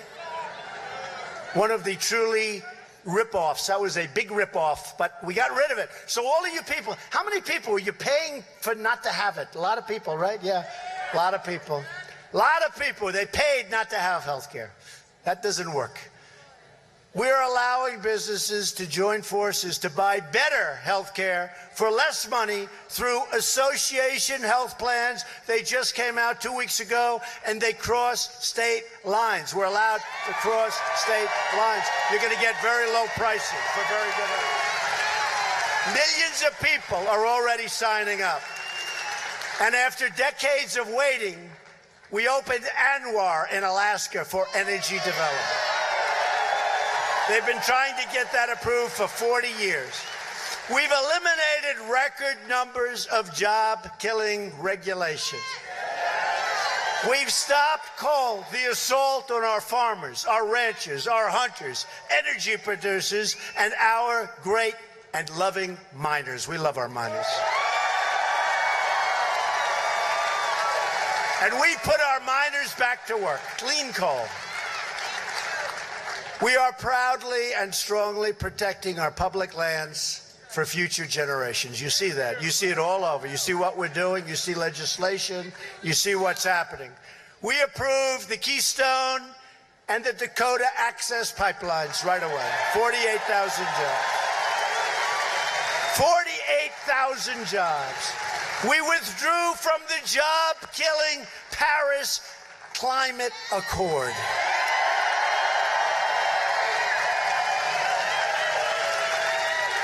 One of the most unfair deals.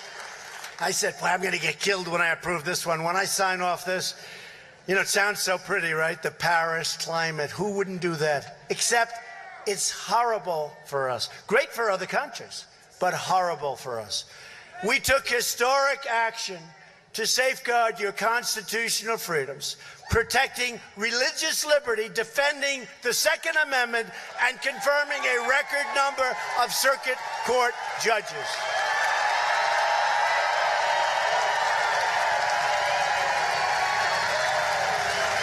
And we are bringing back our wealth from foreign countries. You know this, right? We are bringing back our wealth from foreign countries that have been ripping us off for years. For too long, we watched and we waited and we saw as other countries stole our jobs, cheated our workers, and gutted our industry. You look at all the places here, yeah, even here. But you look at some places, you go up to New England and you still see the remnants where they moved down to Mexico under NAFTA, one of the worst deals that we're negotiating. And I have a feeling they'll come along. We'll see. And if they don't, we'll actually do better. We'll actually do better. The United States of America was the piggy bank that everybody was robbing. And let me tell you, our allies in many cases were worse than our enemies. We opened our country to their goods, but they put up massive barriers to keep our products and our goods the hell out of their country because they didn't want that competition. And that's not free trade, that's stupid trade. We're not going to do that. We don't do that anymore. We have to have fair and reciprocal, that being the more important word. We need reciprocal. They charge a 50% tax, we charge a 50% tax. Then we say, look, let's bring it to nothing, or I don't care, one way or the other, do whatever you want. And then I'll have people complaining. They'll say, it's incredible. So we have countries ripping us up for years. And then when I say, well, look, we're going to put tariffs on there because they have been ripping us. We have trade deficits. They have surpluses. That would be unbelievable. So they have all of this. And I say, we are going to do something about it. And I'll get calls from some politicians. Oh, that's terrible. I said, no, you don't understand. We're going to make great deals. No, just leave it the way it is, please. Just leave it the way it is. Leave it the way it is. I said, no. We have all the cards. We're the bank that everybody's stealing from.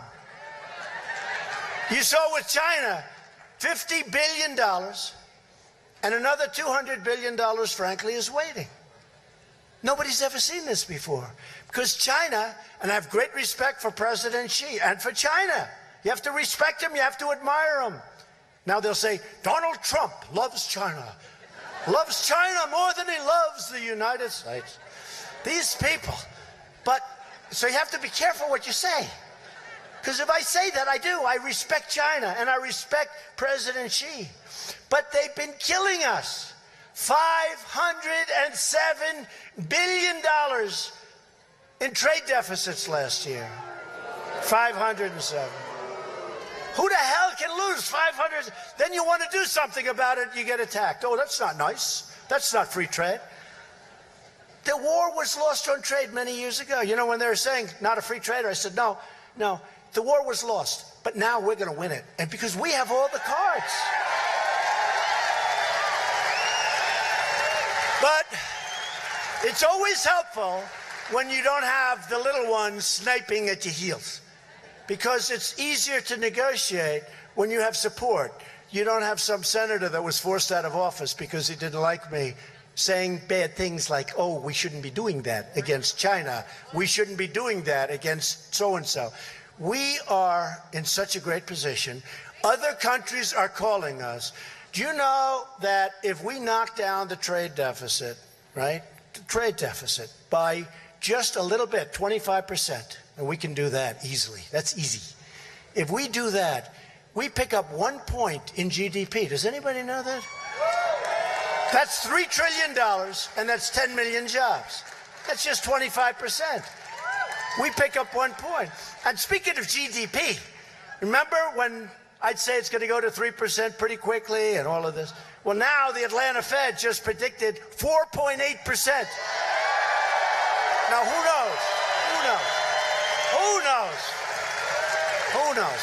I can only tell you this. It's going to be a lot better than you had with Obama. And if these people got elected, you would have gone down like you've never seen anything go down. They wouldn't have taken the regulations off. They wouldn't have given you the tax cuts, the Democrats. You would have had an economy that was going to crash and burn. It was ready. And now we've got something that's a rocket ship. And every time I meet a leader of another country, which is often, they always start by saying, sir, I'd like to congratulate you on the incredible job you've done with the United States economy. It's true. Japan, South Korea. Every time they say, I'd like to congratulate you. And others they are actually studying what we've done. They're studying what we've done. But we have the greatest people in the world, and we're doing good. You know, those hats, those beautiful, beautiful hats, make America great again. Soon to be changed to keep America great. Bing, boom, right. Keep America great. Soon to be changed. I can't use Make America Great Again for the second run, right? Doesn't sort of. They said, why the hell did you do it the first time, right? It's called Keep America Great, because what we're doing is incredible. It's incredible. We've created, think of this, since the election, we've created in wealth $7 trillion. 7 trillion. 7 trillion. We're the fastest growing nation on an economy basis. Maybe it's for the big nations, but I heard nation. We're the fastest growing economically nation in the world. Think of that.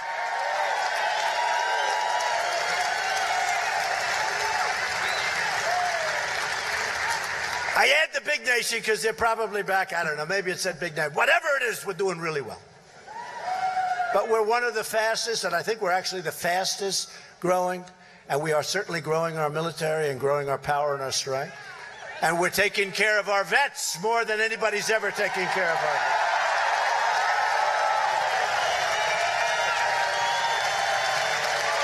Thanks to Republican leadership, America is winning again. We're winning. Remember, I tell you the story. And America is being respected again all over the world. It's been a long time. We're respected. Somebody said, could you tell the winning story backstage? I said, they've heard it. But Steve Daines, great senator, comes up to me. And I say, hi, Steve. And he's going to say, sir, the people of Montana, they're really tired, sir, of all this winning. Too much. They can't take it anymore. They can't take it. We've got to slow it down, sir. They can't take it. I say, Steve, go back to the people. He's going more. Go back to the people and say, I'm sorry. I cannot honor that request. We are going to win, and we're going to win more. We are going to win like we've never won before.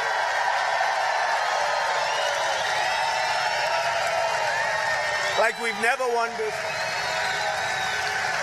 Because we are finally putting America first. We're putting America first. And by the way, you know, all the rhetoric you see here, the 1,000 points of light. What the hell was that, by the way? 1,000 points of light. What did that mean? Does anyone know? I know one thing. Make America great again, we understand. Putting America first, we understand. 1,000 points of light. I never quite got that one. I'm trying to say, what the hell is that? Has anyone ever figured that one out? And it was put out by a Republican, wasn't it? But we are indeed doing things for this country like nobody believed possible. We're rebuilding our economy. And at the same time, we are restoring our security. We have people flooding our borders like they haven't flooded ever before. They're doing an incredible job, but we've never had a rush like this. That's because people want a piece of our action. They want to come into our economy. They want to come in. Problem is, you have to come in legally. You have to come in through legal channels. Sorry.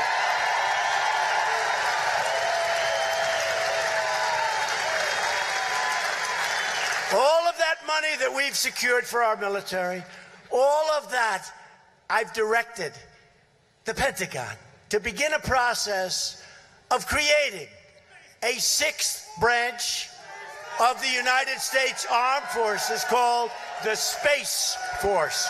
You have the Air Force, you will have the Space Force. You know, people are so excited by that. You know, it's not just sending rockets to the moon and rockets to Mars. This is also a military imperative. In fact, in Russia, they said we consider that very threatening. And others did too, but I'm sorry.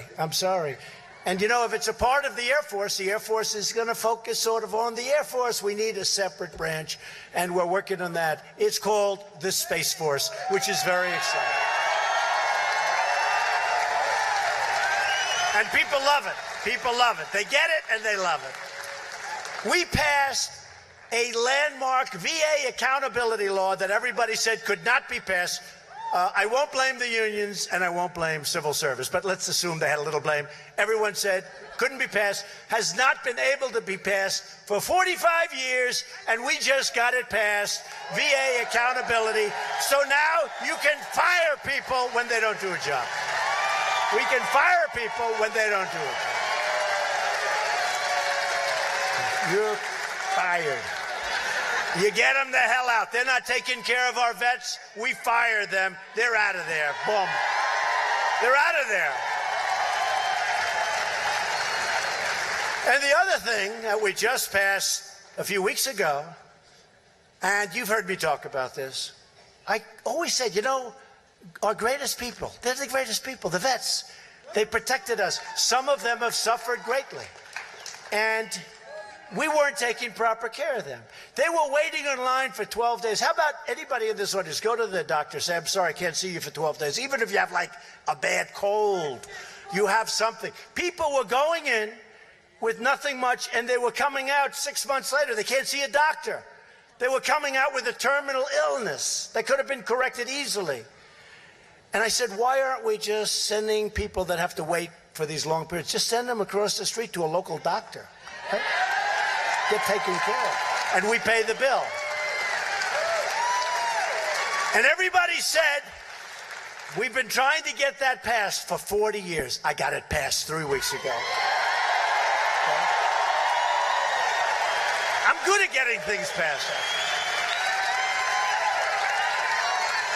Remember, we had repeal and replace passed, except for one person. And all the Democrats, I have to say. One person plus all of the Democrats. We got no Democrat about it, including Tester. He wasn't there for us. President Trump is a great man. He's a great man. I really got to vote for us. Got to vote for us. We also believe that American foreign aid dollars should promote America's interests and values. We don't need to send your hard-earned money to countries that vote against the United States consistently in the United Nations and other places. We don't need to do it. Remember with Israel, remember when we had 2 votes on something having to do with Israel? I said, we're watching. With all the aid we give all these countries, we're watching. We ended up getting 68 votes. We didn't do anything because they're ripping us. They're taking our money. They don't even vote for us because they didn't respect our country. But now they respect them a lot more. And in many cases, they're not getting that money anymore, too. We've stopped it. Instead of apologizing for America, we are standing up for America, and we are standing up for our great American flag.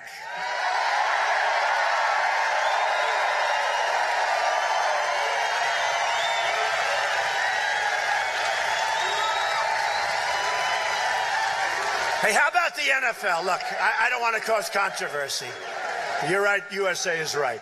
I don't want to cause controversy, but how about they passed this stupid thing? You don't have to do this anymore. If you don't respect the flag or if you don't like the country or whatever it is, just go into the locker room. Just go into the I think in many respects, that's worse. Isn't that worse than not standing? You know? I think that's worse. So they say, go into the locker room. So, okay, the anthem's getting ready to play. They run into the locker room. Then they come back out. You know what? It doesn't play. It doesn't play. I actually think in many ways it's worse. I heard this thing that they were so happy, the owners. This commissioner, where this guy comes from, I have no idea. They're paying him $40 million a year, and their ratings are down 20%. But you know why the ratings are down? Yes, the flag.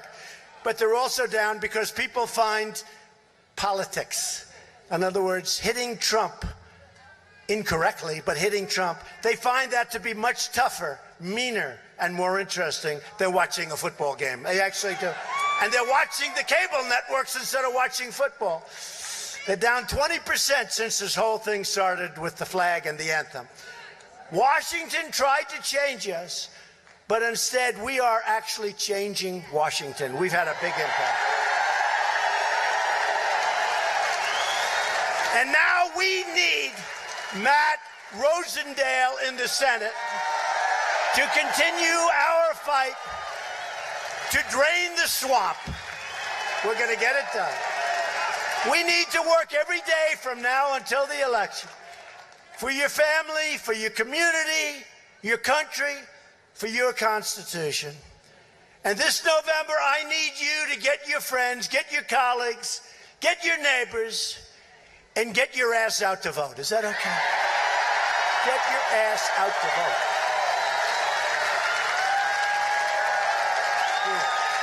Vote for Matt. They're going to say, oh, that was not presidential. Watch. That was not presidential. Did I ever tell you how easy it would be for me to be presidential, you know? Like we're all, me, you, we're really smart people. I have, by the way, the most loyal people in the world. They're the smartest people. They're the toughest people. They're the greatest people in the world. But they'll say something like that's not presidential. And what I say, acting presidential is so easy. For me, would be so, it's much easier than what I do. Much easier. And sometimes I have to do it. You walk up to the microphone, right? Good evening, ladies and gentlemen of the great state of Montana. You have to put a little emphasis, right? This is wonderful to be with you tonight. Thank you for being here. Goodbye. Now, the people of Montana, they know. Loyal citizens like you help build this country, and together we are taking back our country, returning the power where it belongs, to the people.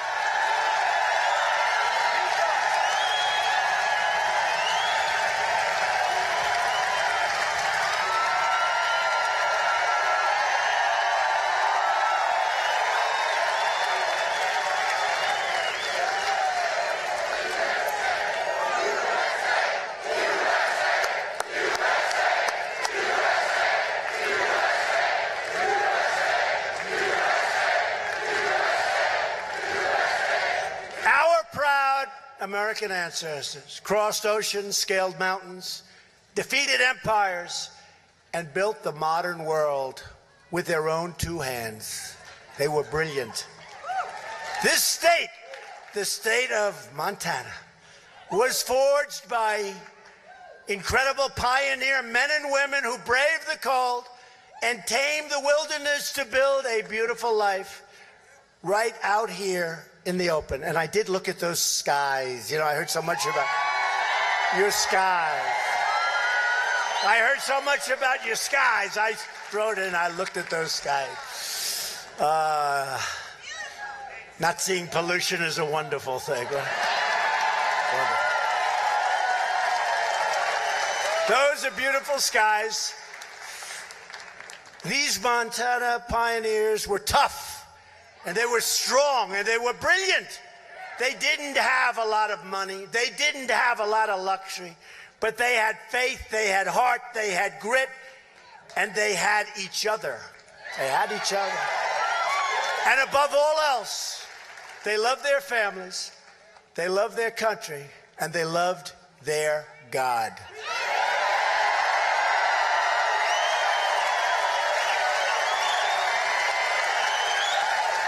We stand on the shoulders of American patriots who knew how to fight, and they knew how to win. You talk about winning they knew how to win.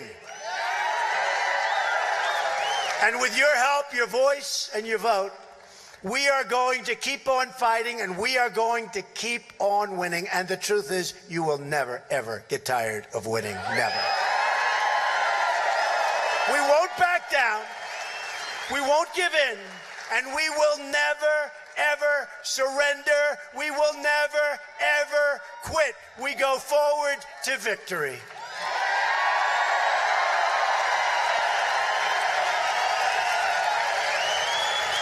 Because we are Americans, and our hearts bleed red, white, and blue.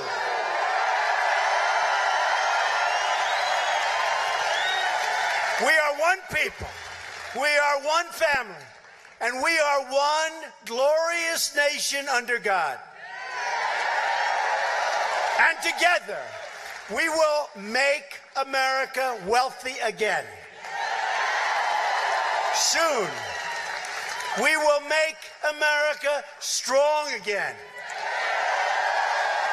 We will make America safe again. And we will make America great again.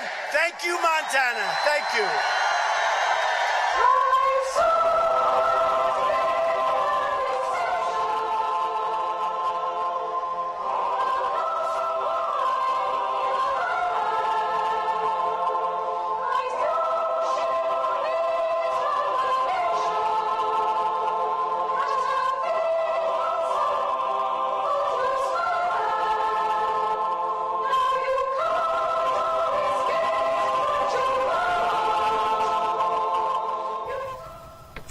All right, you have been listening to President Donald J. Trump's Make America Great Again rally speech at the Four Seasons Arena in Great Falls.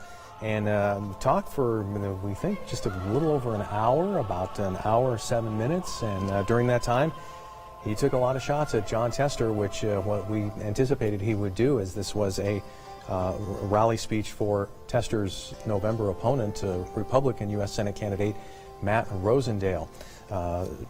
He talked a little bit about Ronny Jackson, his nominee for the, who has obviously since withdrawn from a nomination for the VA. He took some jabs at the media, at one point calling them the crooked press, the fake news media, saying 75% of media was downright dishonest. He also brought up Elizabeth Warren, who he mentioned as has nicknamed as the fake Pocahontas. And of course, we have been watching this here in the studio along with Dr. David Parker from Montana State University, who is also our MTN political analyst. Dr. Parker, tell me your thoughts on this speech by President Trump. So one of the things I encourage the viewers to do is to go look at Ronald Reagan's speech from 1982 in October, which I actually posted on my Twitter account, but you can find it at the American Presidency Project, and compare that speech to this speech. Ronald Reagan never mentioned John Melcher, the incumbent senator. President Trump mentioned Tester a few times and attacked him. And Reagan was also very... I lost count at, I think, 19. Yeah.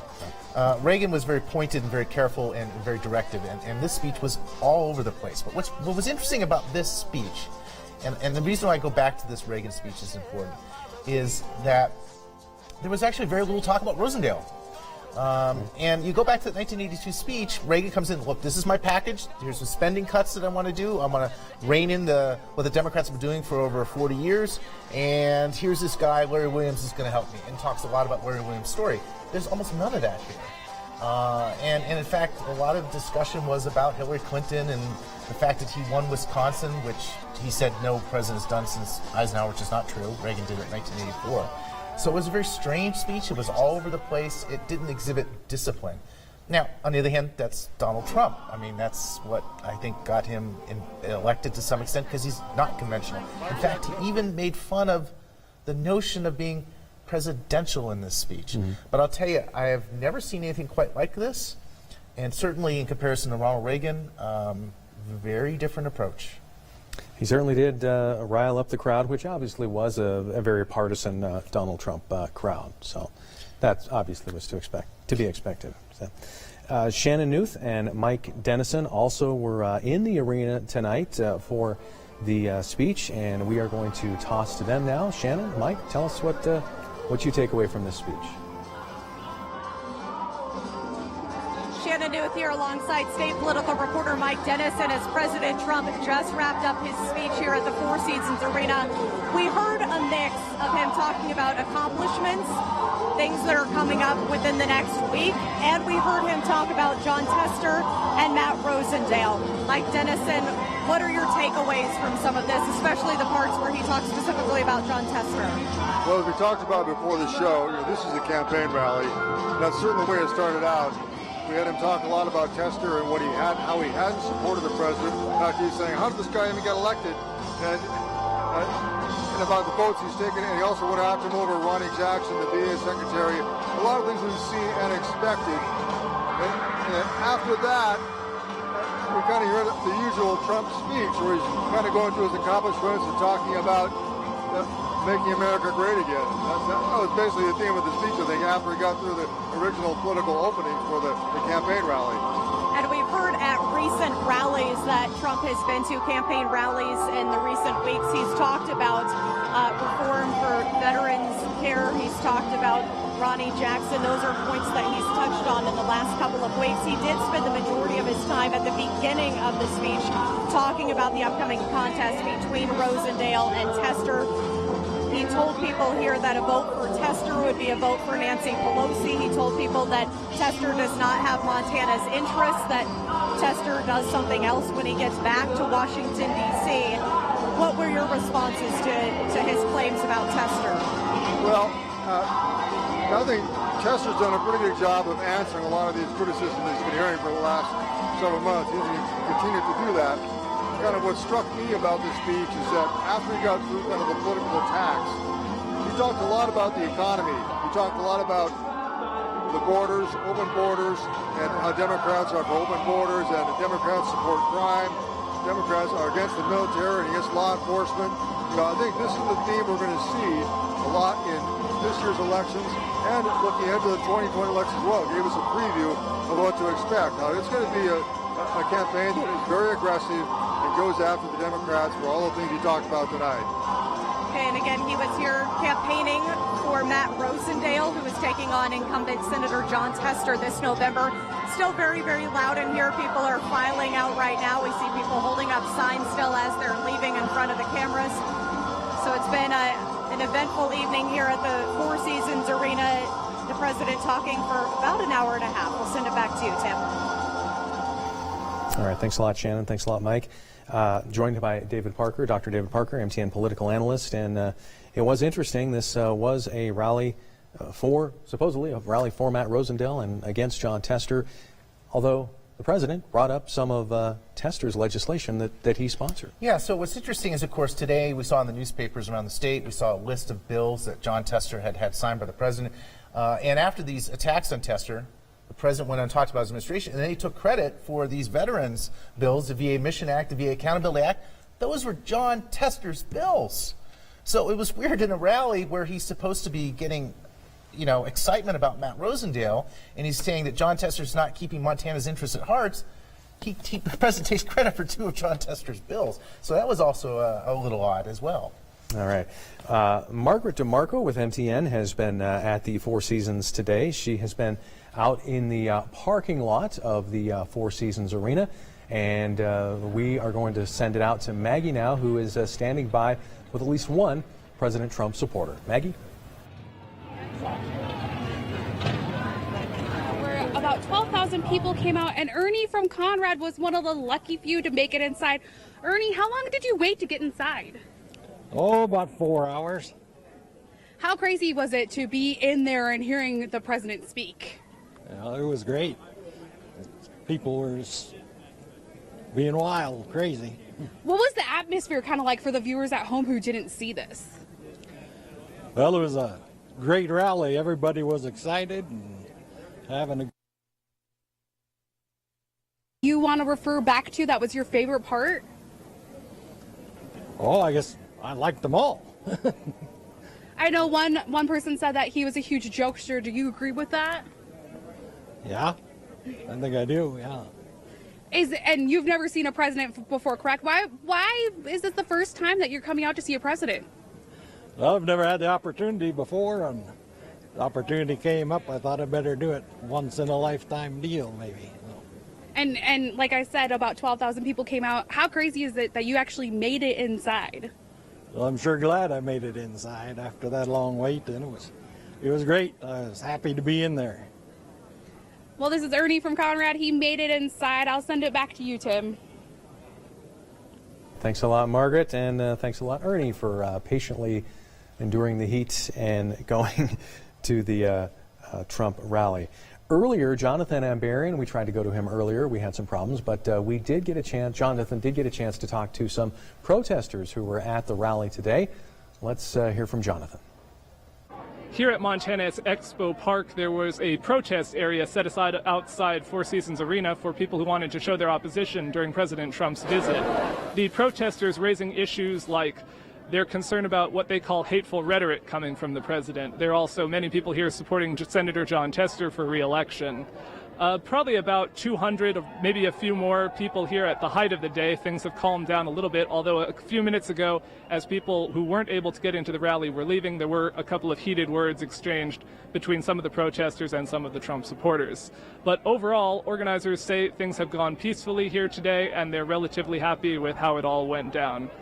In Great Falls, Jonathan Ambarian, MTN News. All right, thanks, Jonathan, for that report. And we are here, of course, with Dr. David Parker, MTN political analyst. Dr. Parker, talking a little bit more, looking a little bit more into the speech. How do you think this plays among Trump and Bullock voters? Yeah, so one of the things that I think is not clear, Montana is not necessarily a red state. It's a purple state, like my tie today.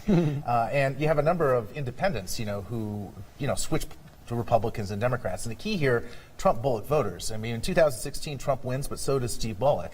How does this speech appeal to them? And the problem was I didn't see an argument other than, you got to like me.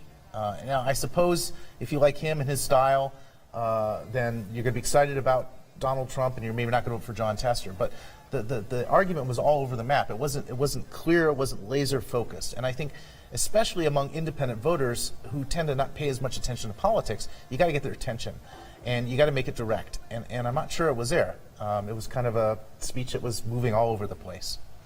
So after watching this speech, do you think the people who may be undecided in the Tester-Rosendale race would be leaning one way or the other? I'm not sure that this gives them much insight into either Rosendale, because it wasn't talked about a lot, and even the attacks on Tester came much earlier and weren't as pointed as I would have expected.